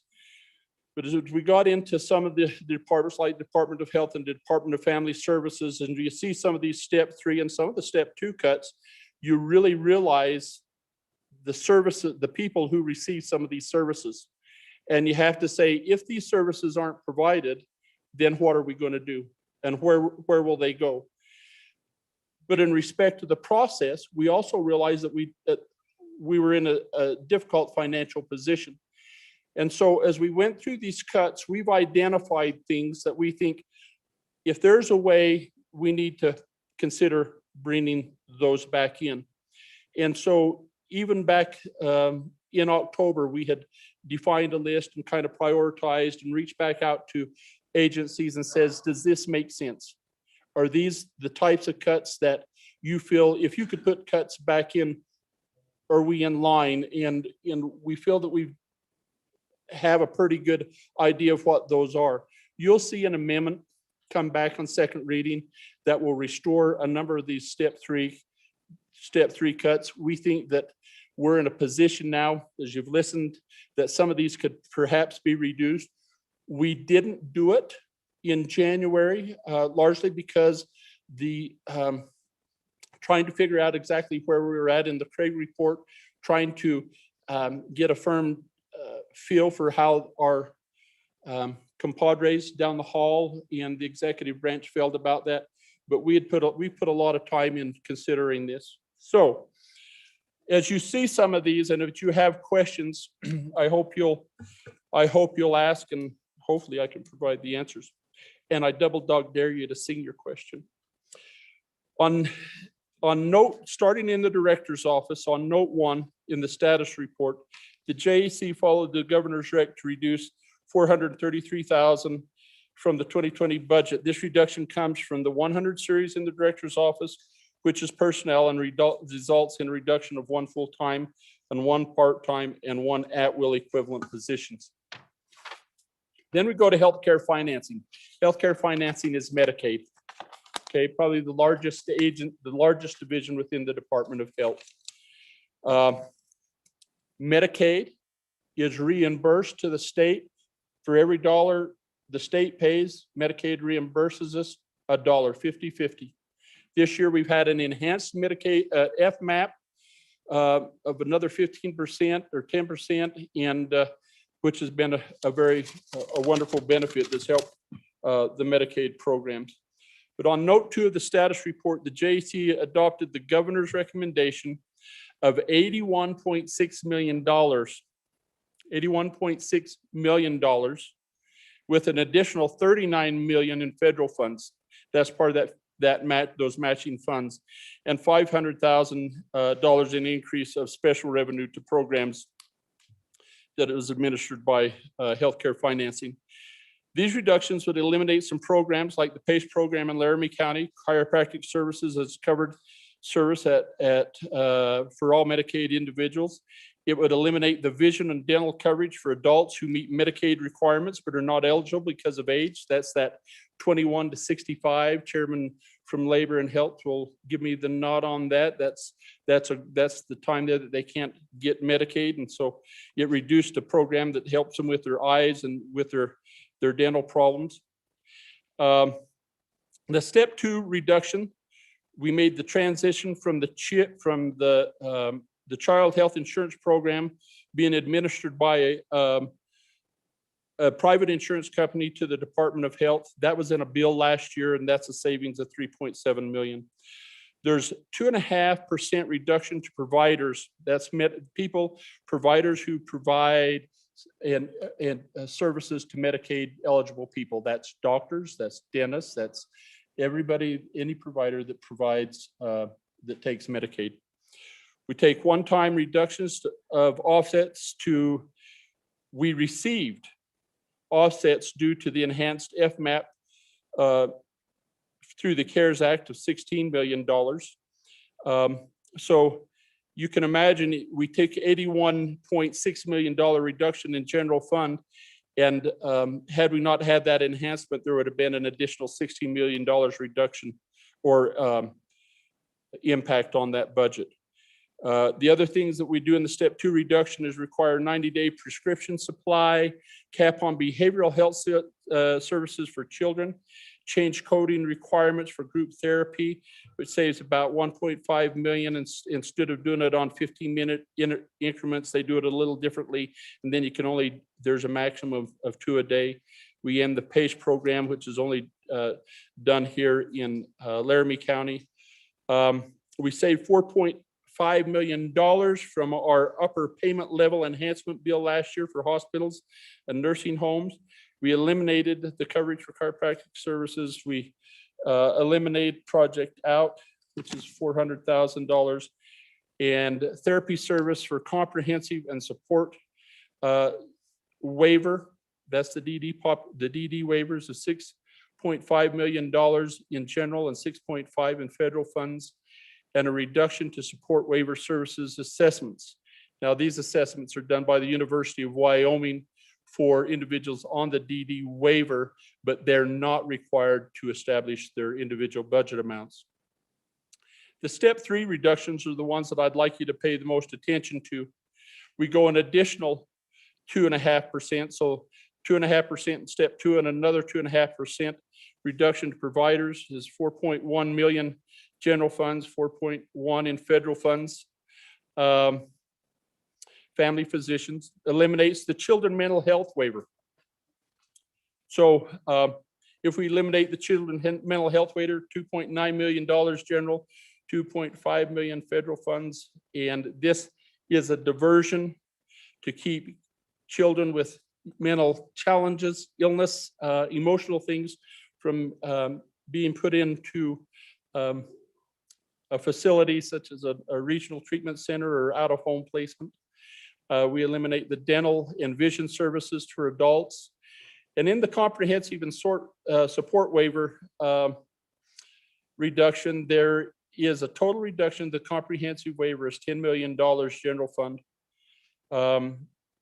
Half of that amount would be taken in the second year of this biennium. We put a freeze on the ECC request. So if there's an individual who's on the DD or support waiver, and they have an individual budget amount, and their behavior becomes more acute and requires more services. Traditionally, they've been able to go to the ECC committee and request an adjustment in their amount. In this step 3 reduction, this is frozen, so they're not able to get an adjustment. These providers, again, get a 2.5% reduction in their reimbursement. They reset the individual budget amount and think that that's and anticipate of about a $1.8 million in saving. And so an individual who's on the DD or support waiver each has an individual budget amount, and they the intent is to recalculate that for those of existing clients. Now, a little history here is, I think about the second or third year that I was in the legislature, we done a waiver readjustment, and we in addition to the comprehensive waiver, we created the support waivers. Support waivers have fewer services, so we could put more people on them, and the more acute people with more acute behaviors would go on the comprehensive waiver.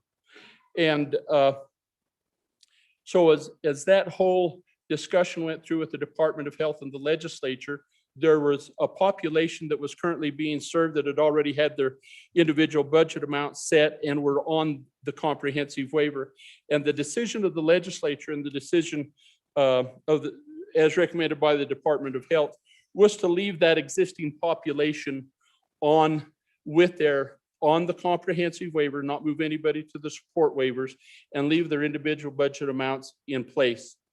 Part of this action would go to that historic population and readjust theirs. So as we talk about the providers doing the services, this IBA adjustment not only impacts the individual for the services they receive, but it also impacts the provider who's providing those services. So they've taken a 2.5% cut, and now they're going to take a reduction in services that they provide. So there's one of the double whammies that we talk about. Then we also freeze the wait list. So that in the design of the waiver program was that if I was an individual with developmental disabilities and was on the comprehensive waiver, I would qualify for that waiver until I died. When I die, then those funds that were used to support me would go to bring somebody off the wait list. We freeze that and take all of those funds now, and they'll go to the general fund, and we don't do anything to bring people off the wait list, which again impacts the providers as well as builds the wait list up. I think twice since I've been here, we've minimized or brought people off the wait list because we actually do a better job of keeping this population, they're living longer. And so we've had to appropriate more funds to reduce that wait list. So we're looking, as I said, we look to bring most of those step 3 adjustments back in an amendment. As mentioned in the introduction, on note 3 of the status report, we restore $900,000 to the state supplemental income because we couldn't eliminate it. We make that adjustment. If you turn to page 39 on your budget bill and look at footnote 2, which I mentioned, we established what the state Social Security distribution would be every year. We adjust that to fall within the requirements of the federal agency.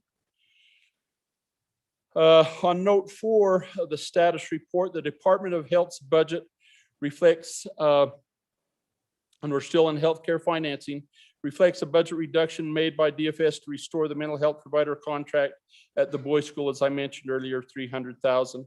On note 5, the JEC adopted the governor's rec to replace some of the general fund reductions in 084, which was allowing the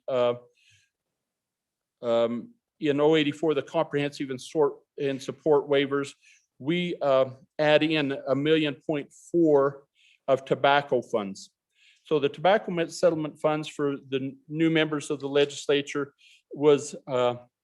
are funds that were generated in the tobacco settlement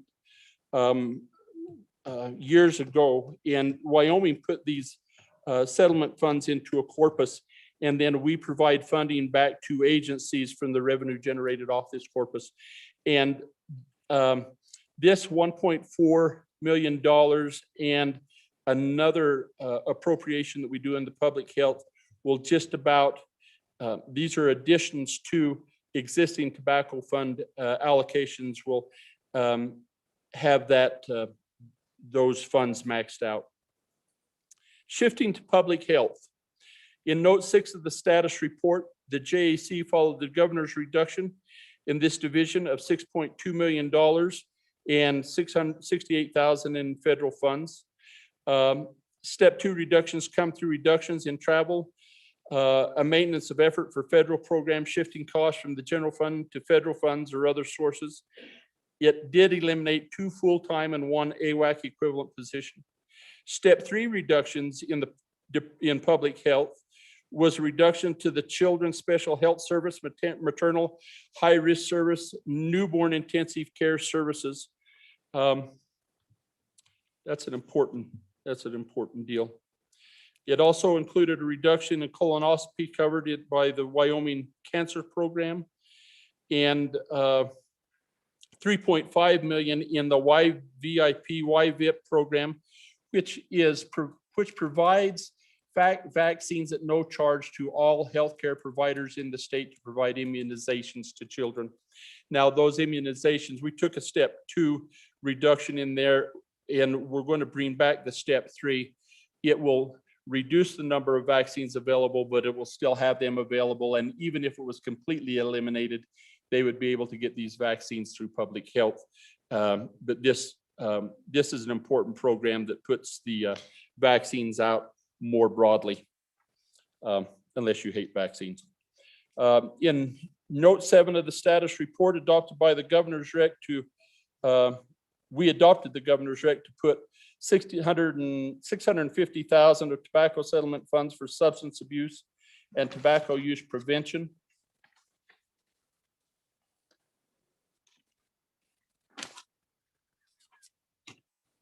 Make sure I'm on the right.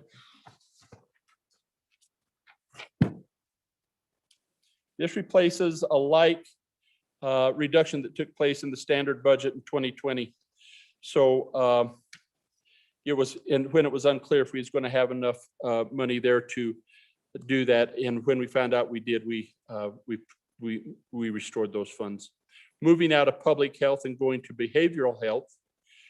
In note 8 of the status report, we adopt the governor's records for a recommendation for a reduction of $19.3 million. There's $4.3 million added back in, which is 50% of the step 2, $8.8 million reduction to developmental preschools to the Part B contracts. Part B is your age 3 through 21, falls under the Department of Education.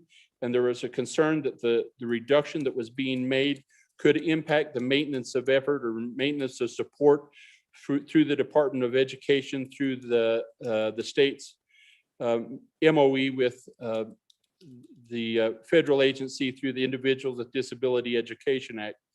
The step 2 reductions were all general funds, and we're replacing those, that add back in is going to be with school foundation dollars and federal dollars.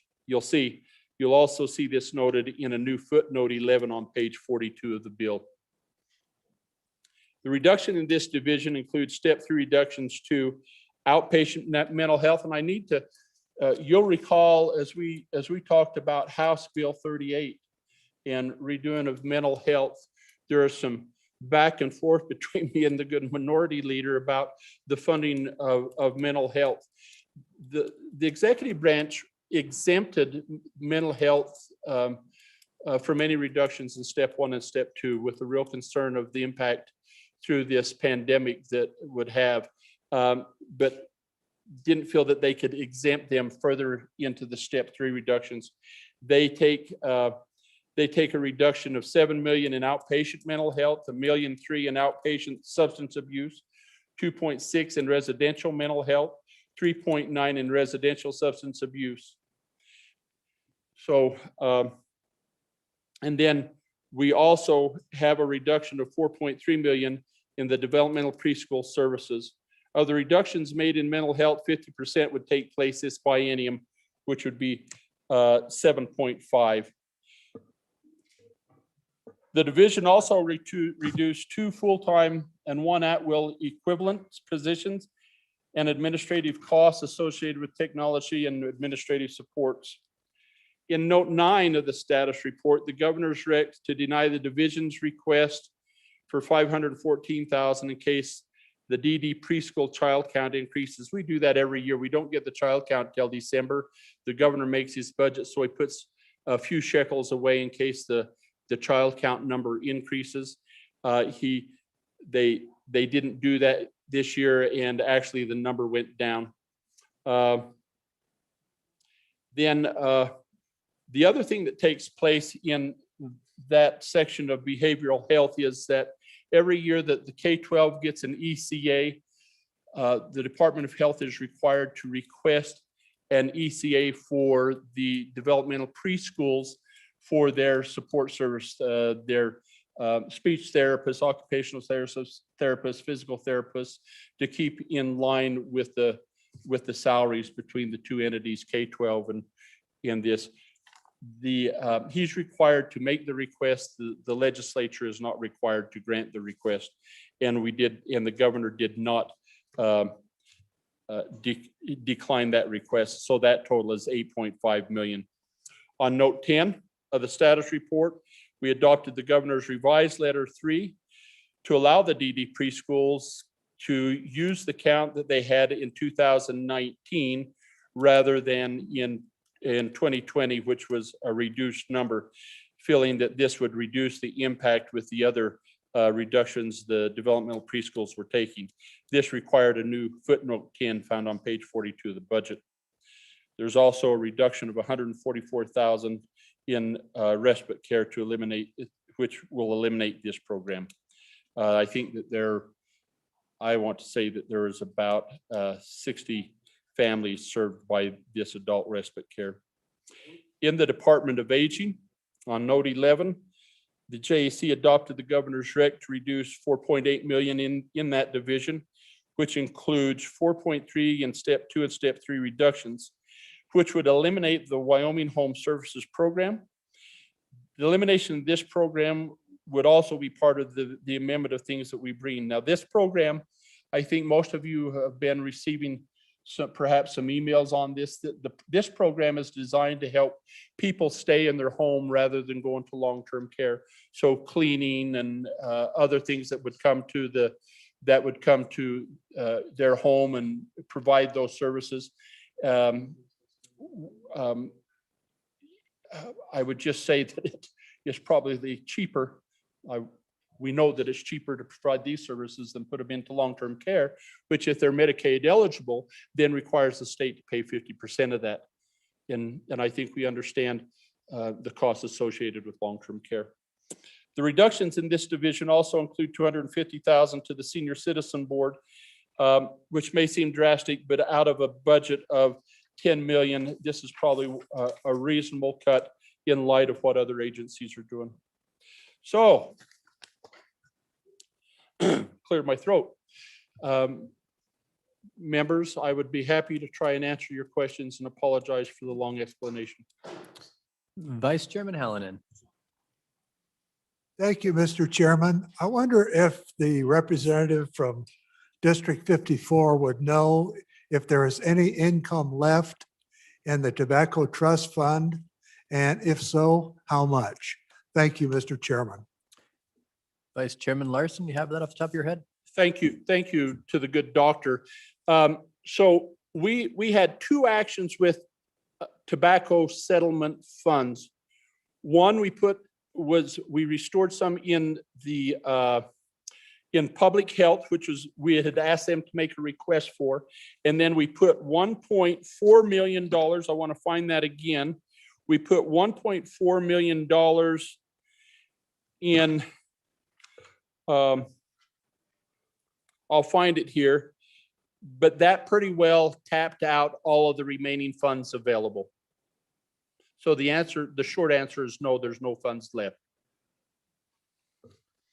Representative Baker. Thank you, Mr. Chairman. Mr. Chairman. Sure, go ahead, Vice Chairman Thank you. Larson. If I may just, to the good physician from up in the land of coal, just a reminder that that doesn't touch the corpus of the tobacco settlement funds. It's just the revenue generated off from that, okay? That's, Now Representative Baker, I know you've been standing a while. Floor is yours. Thank you, Mr. Chairman. My question is on the bill, page 38 and 39, and it's the first footnote. It says the director of the department, with the consent of the governor, shall enter into negotiations with the United States down to line 24 and is authorized to execute any necessary and prudent state Medicaid plan amendments to carry out this footnote. It continues on, but my question is just reading this is this moving the state forward with Medicaid expansion? And not wanting to debate the policy right now, I just want to answer the question. And then secondly, if so, was there discussion about the potential conflict that may exist with the potential of writing statute and passing this sort of language in the budget? Thank you. so Vice Chairman Larson. Mr. Chairman, and I would just remind the good representative that this is language that came out of the 2020 bill and is not a change in this year's bill. Oh, I know what this is for. So we've done an upper payment level with the good chairman from Labor and Health. We've done an upper payment level bill last year that would allow providers to capture more federal funds, and they participate in the state funds, and then we can capture back more federal funds back to them. So that's what that $14 million is for. That's what that footnote's for. Vice Chairman Henderson. Thank you, Mr. Chairman. I wondered, I'm really glad to hear the funds are being restored to that third round cut for those folks on the waiver. Could the gentleman please give us the numbers in terms of amounts that are going to be restored so that we have that going into the amendment process? What's the total amount that's being restored? I mean, I know there was a number 4 point something mentioned and some other stuff. You mentioned the dental and so on, but what is the total amount that's being restored? So Vice Chairman Larson, I believe the question is, you mentioned there may be some funding coming back. Where exactly is that coming back to? Thank you, Mr. Chairman. And so that's a great, and I don't have that amendment in front of me, but the total reductions were about $30 million. And then with the federal funds, it comes another 20 some odd millions, equated to about $52 million total funds, 30 of the general funds. But because step 3, and this is important. This is an important little nuance in budgetology, okay? Is that if you took a reduction in the second year of the biennium, let's just say that we take a $100 reduction in the second year of the biennium, that's assumed that that's half of the full biennium, okay? And so as that reduction comes in the second half, the assumption is going into the next standard budget, that would be double. So it'd be a $200 reduction, okay? So when we take these step 3 reductions, if you really get into the budget, you'll see that the governor reduces, just using $100, that he wants to have a total standard budget reduction of $100, which he puts in there. Then he comes over and he adds back in $50. Okay, so he identifies here that that's what the reduction is going to be, but he doesn't want that to biennialize, so he adds in $50 back, and then moving forward, the 50 remaining becomes that 100 biennialized. So with that explanation, in the step 3 reductions, when we talk about 30 million, it'll actually only be 15, because that would be half, right? And so you'll see 15 and about 12 in this amendment that comes back in the step 3. But that equates moving forward in the standard budget to about 30 million. And then I'll pontificate more on the budget on that amendment when we get to it. Vice Chairman Washit. Hey, Mr. Chairman, I'll just ask if you could explain just a little more about why an agency with over 1,300 employees can only cut 6 positions? You know, I understand that they've got a lot of facilities, but compared to the cuts that other agencies have absorbed, this does give one the impression that we're cutting contract positions rather than full-time employees of the state of Wyoming. And just a little more explanation on the justification for that. Vice Chairman Larson. Thank you. Very common question and very valid question. There's 14, you know, I mentioned earlier, we've got the facilities.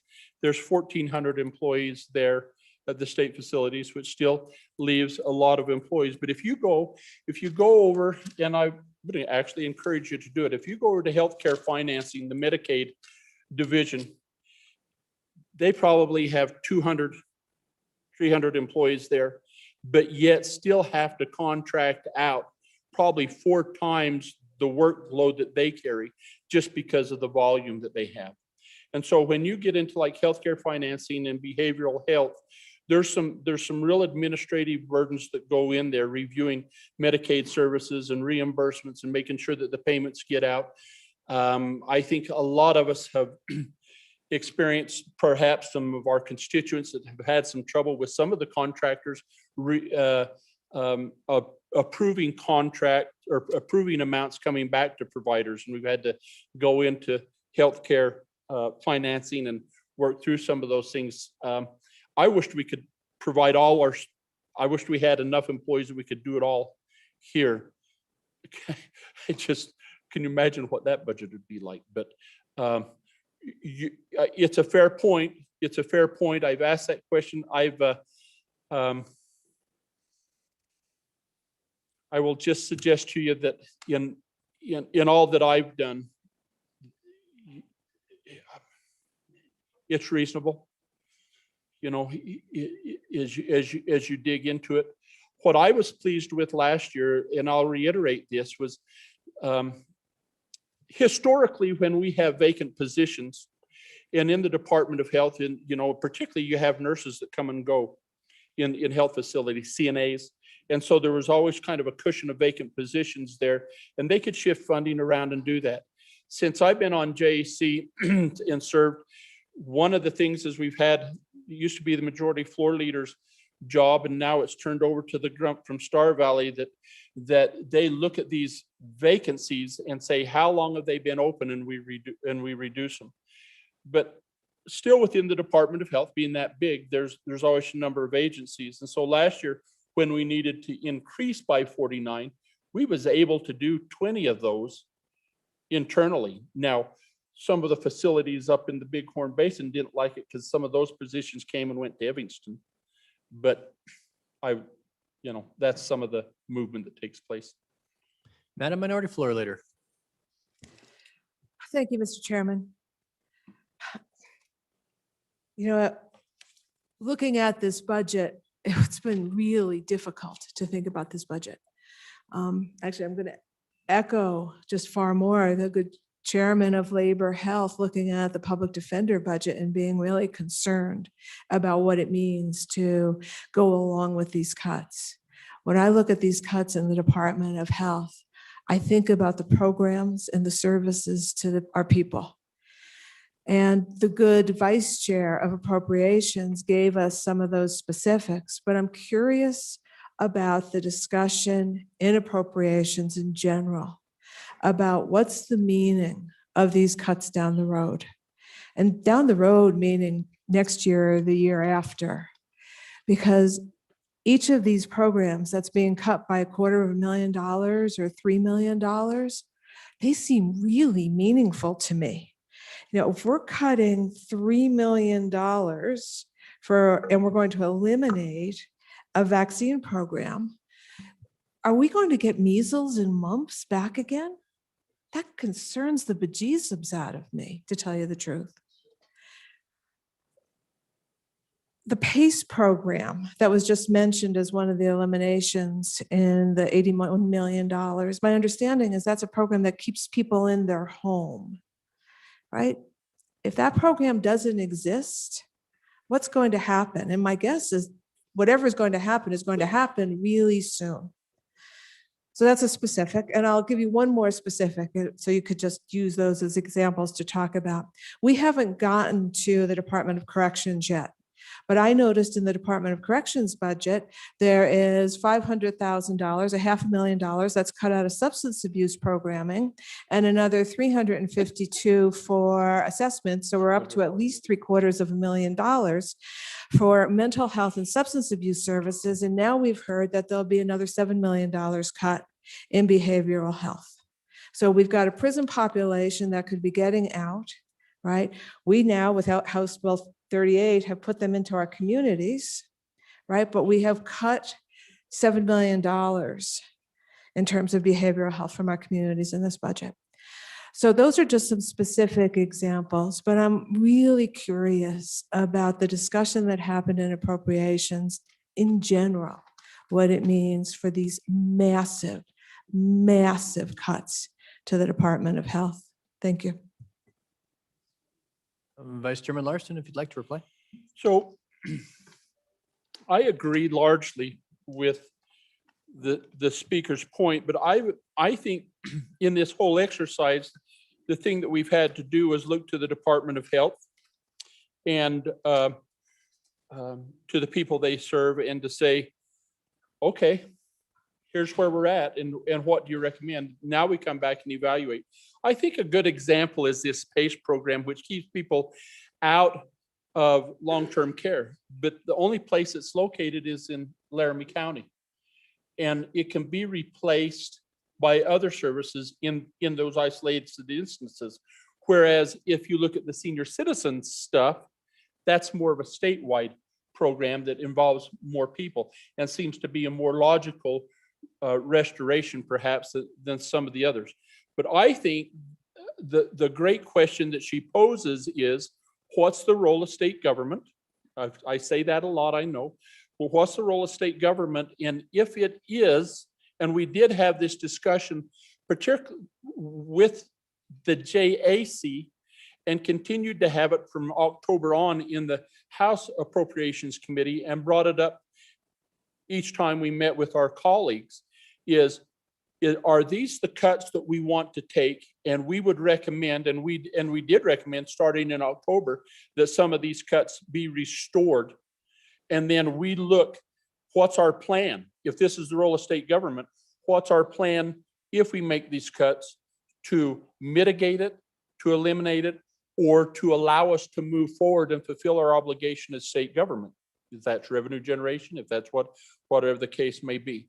So I would suggest that we've had some very frank and honest discussions internally and with our colleagues from the other side. We have somewhat of a difference of opinion on that, and we hope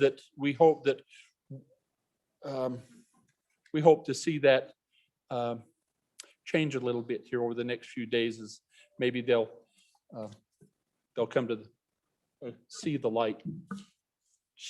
Chairman Wilson. Thank you, Mr. Chairman.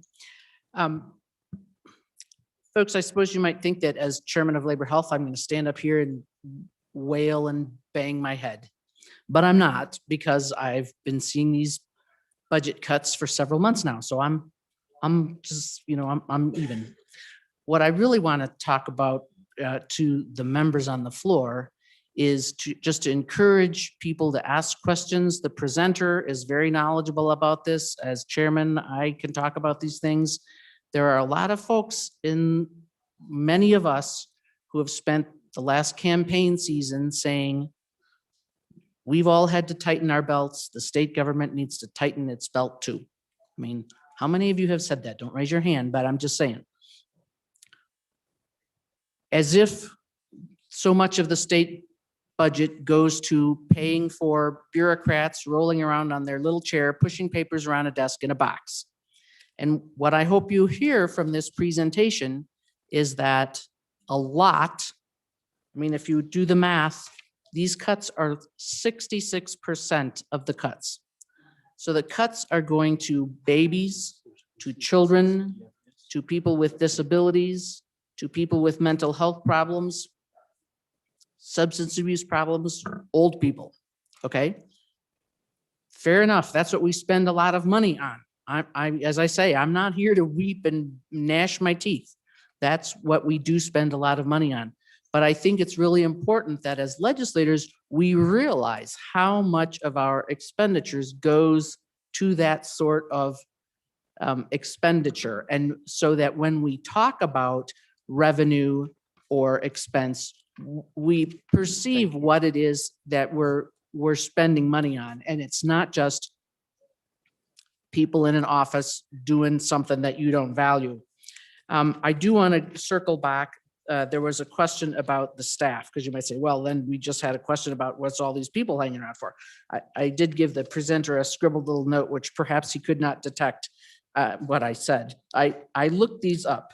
So out of the 1,400 roughly employees, 368 of them are at the State Mental Hospital, 49 at the Veterans, 391 at Life Resource Center, 94 at the retirement, and 206 at the Pioneer Home.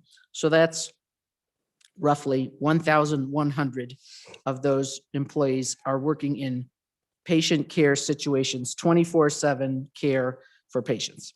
Just, that was a question, and I just want to make sure you've got that number. So there, that only leaves 300 to process Medicaid claims and the other things that they do. Anyway, I don't have a question. I just wanted to offer all of us for answers, especially to the new folks. These are very hard, very horrible question cuts. And I really hope that when the second reading or third reading amendment to add back the $15 or $30 million, I really hope you will all vote for that. Thank you, Mr. Chairman. Vice Chairman Larson. So, Mr. Chairman, to the last two speakers' comments, I think it's important when we look at the Department of Health's reductions that in a 989 million, so basically $1 billion budget, 91% of that budget is spent in 5 areas. Medicaid and waivers, the DD waiver. Mental health and substance abuse is the second highest one. Developmental preschools, third highest. State hospital and Life Resource Center. So if that's where 91% of your expenditures are at, that's where your reductions are going to come, I believe. And just to help you understand the thought process behind the department as they're making those cuts. Representative Gray. Thank you, Mr. Chairman. So did you ask the governor's office their thinking on the 300 positions? You know, the chairman of Labor Health talked about 1,100, but the remaining positions, the processing of the applications, I mean, are you reviewing each one, every single one of those positions, the workload, and why we're reducing these vital services when those administrative positions seem to have taken such a low amount of reduction? I mean, it just seems to follow through with one of the mantras we hear a lot, which is that the bureaucracy doesn't really take an equivalent hit to what the services do. And I just want to know, like, are we reviewing each one of these positions, what we're doing every single day on each one of those 300 positions? Thank you. Vice Chairman Larson. Yes, so the week I spent at the retirement center interviewing every position there and finding out exactly what they'd done, I determined, no, I just can't. No, I can't. I have not reviewed every position to determine that every hour or every minute of their day is spent in the most efficient time. But what I have come to learn over my years in working with this department is that they have a pretty good administration. Can we always do better? Of course. Is there a gross or flagrant bloating or inefficiencies? No, as I point out, we've cut these positions ever since this chairman's been chairman. We've reduced those positions, vacant positions, looked at this. Can we do better? I think it's an ongoing process, and welcome everybody to participate. Further discussion on Section 48, Department of Health, Representative Romero Martinez. Thank you, Mr. Speaker. I have a question in regards to number 2 on the notes. And it says the elimination of chiropractic services as covered service for all Medicaid individuals. It's probably minuscule in comparison to the big numbers, 91% Medicaid that was just mentioned, but I just thought I'd ask, what was the reasoning there on that one? So, Senator Larson, go ahead. Mr. Chairman, thank you. So that was a recommendation. That was a recent addition to the Medicaid, the state Medicaid plan. And that, by the way, is in our amendment to come back in. The intent was with all medical services is to try and keep people out of the hospital. That was a recommendation that came to from healthcare financing as probably an agency that they thought would be considered for a cut, or not or for a service that would be considered for a cut. Further discussion on section 48? Thank you. Not seeing any, we will close section 48. And we will be moving on to section 49, Department of Family Services. Vice Chairman Larson. I apologize. Mr. Chairman, I bring you Department 49 or Section 49, Department of Family Services. Folks, this is found on page 18 of your status report, 43 and 44 of your budget bill. The Department of Family Services takes about a 10.3% cut. You'll see a reduction in their employees of 50. There will be 17 full-time employees that would receive a pink slip in the step 3 reduction, which comes from a closure of a dormitory at both the girls' school and the boys' school. They reduced their budget by $15.4 million.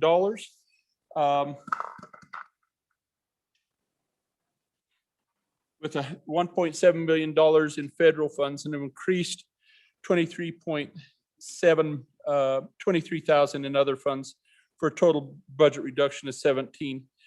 $4.4 million of the agency reductions came in personnel cuts. 11.1 million of the reductions came in from 600, which is grants and contracts. In short, so grants and contracts, the Department of Family Services, guardianships, foster care to the regional treatment centers, PRTFs around the state or where those go to. In short, this $11 million reflects a reduced services to various populations. In note 1 of the status report, the challenge for this department is where and how to take general funds, and their biggest allocation for general funds are at the boys' school and the girls' school. And so on note 1 on page 43, we adopt the governor's rec for a reduction of $2.8 million in those two facilities. And the results of the reductions are a closure of one dormitory at each the boys' school and the girls' school, which will not impact the services based on the census of the school over the past several years. It will include reductions of 32 full-time equivalent employees. Around 17 are positions that are full.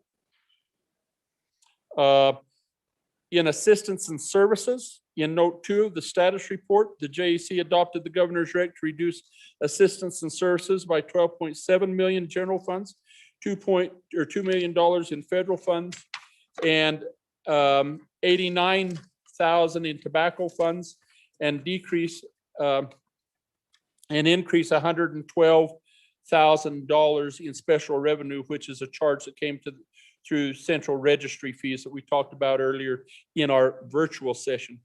I would point out particularly to the good physician up in the land of coal that this reduction of 88,000 in tobacco funds was incorporated into those that we captured back. The impacts of these reductions are in services is 18 full-time employees, 2 AWAC equivalent positions, most of which are in the field offices for DFS providing services around the state. The department is able to swap $6.4 million for in social services with federal TANF funds. The Community Juvenile Service Board funding elimination, which was part of a bill we passed in the virtual session. Elimination of funding for the indigent burial program, which we corrected through the corporations bill, I believe, House Bill 29.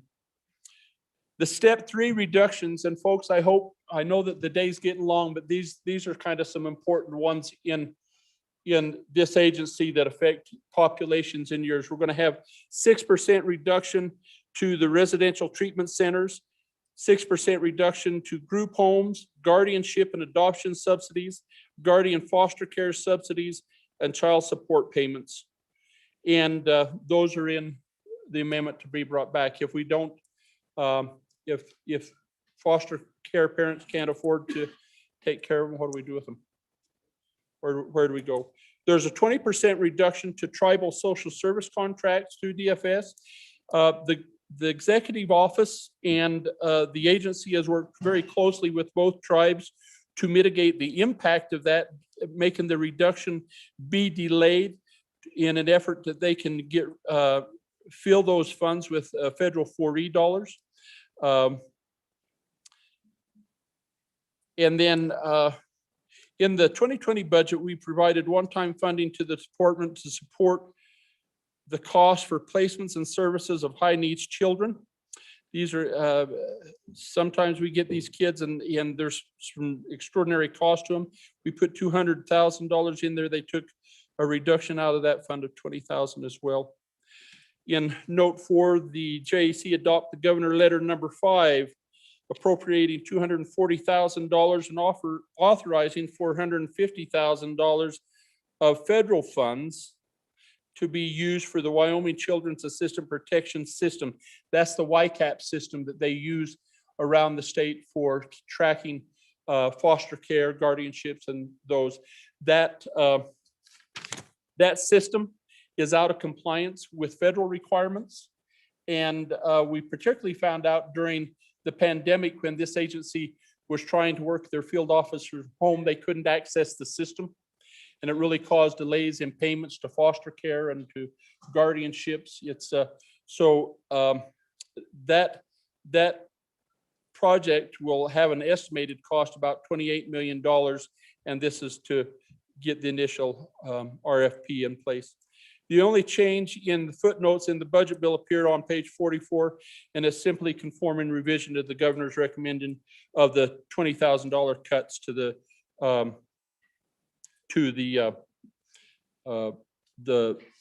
high needs placement funds. So, Mr. Chairman, I'd welcome any questions. Discussion on section 49, family services. Going once, not seeing discussion on section 49. So we will close section 49. Mr. Majority Floor Leader.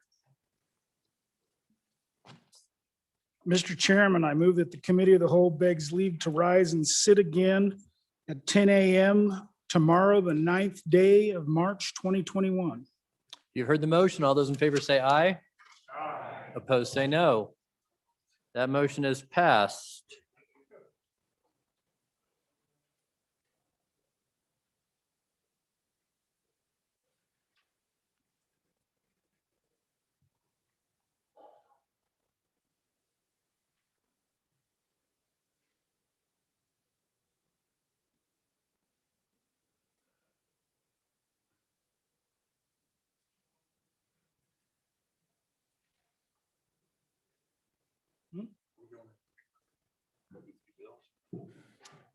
We're at that order of business of reading, introduction, reading, and reference of bills. The first bill for our consideration is House Bill 124.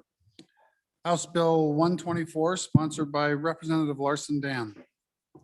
First reading of the bill. Second Amendment, Preservation Act 2. House Bill 124 is referred to Committee Number 2, Appropriations. Next bill for our consideration, House Bill 198. House Bill 198, sponsored by Representative Nicholas. First reading of the bill. University Water System.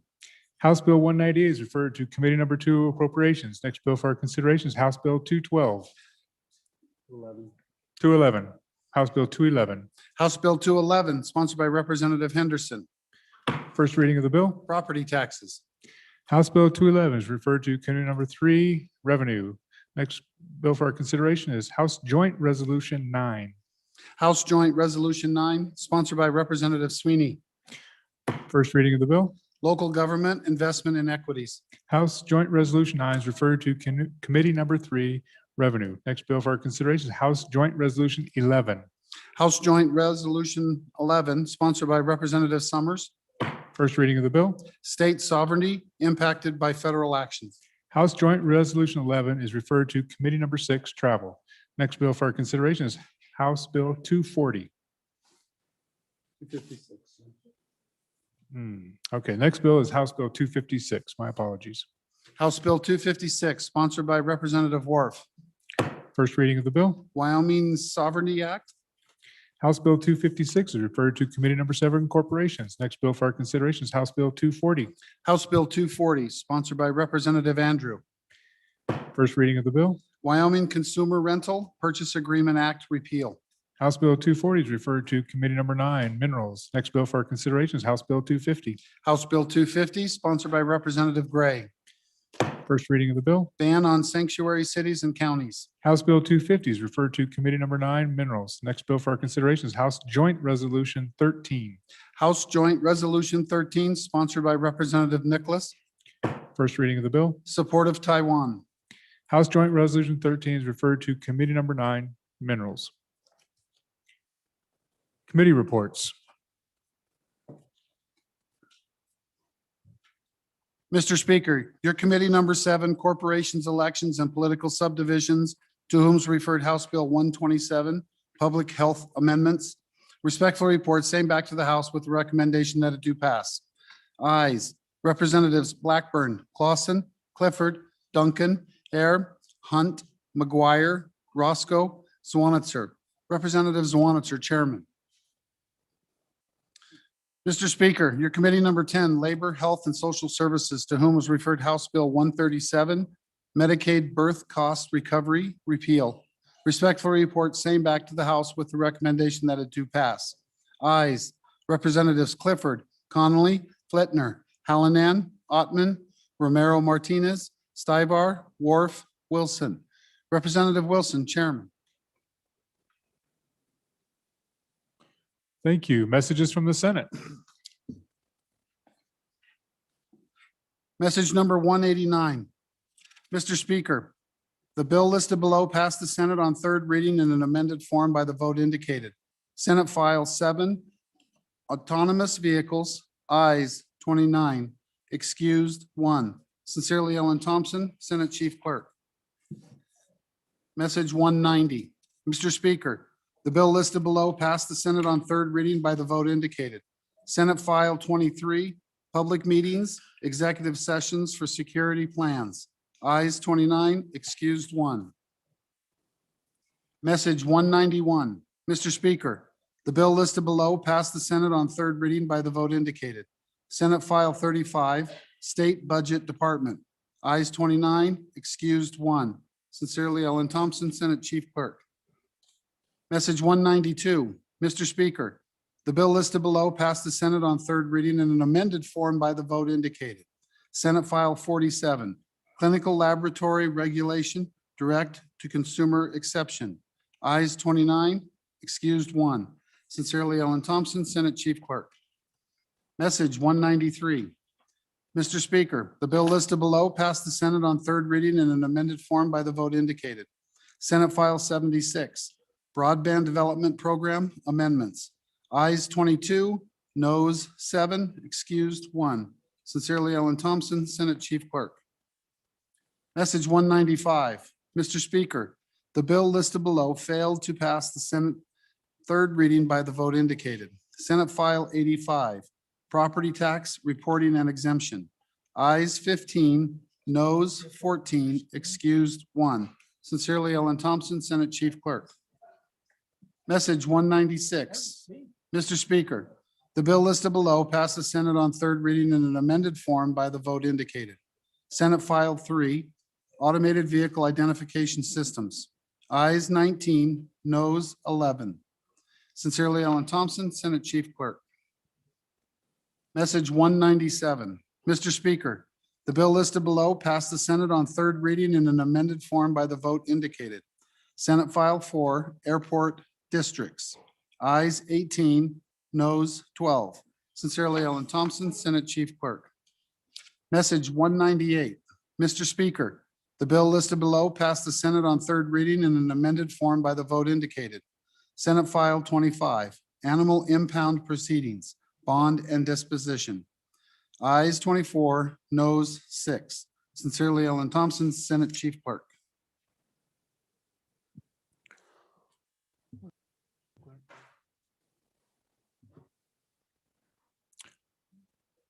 Mr. Majority Floor Leader.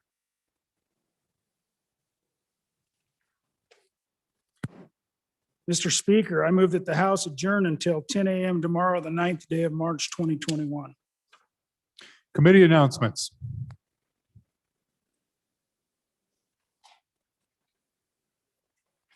Well, I will start. Rules Committee will meet Tuesday, March 9th upon adjournment in room W113 to hear three bills: House Bill 92, Revisers Bill, House Bill 123, Legislator Conference Travel, and House Bill 36, Management Council Membership.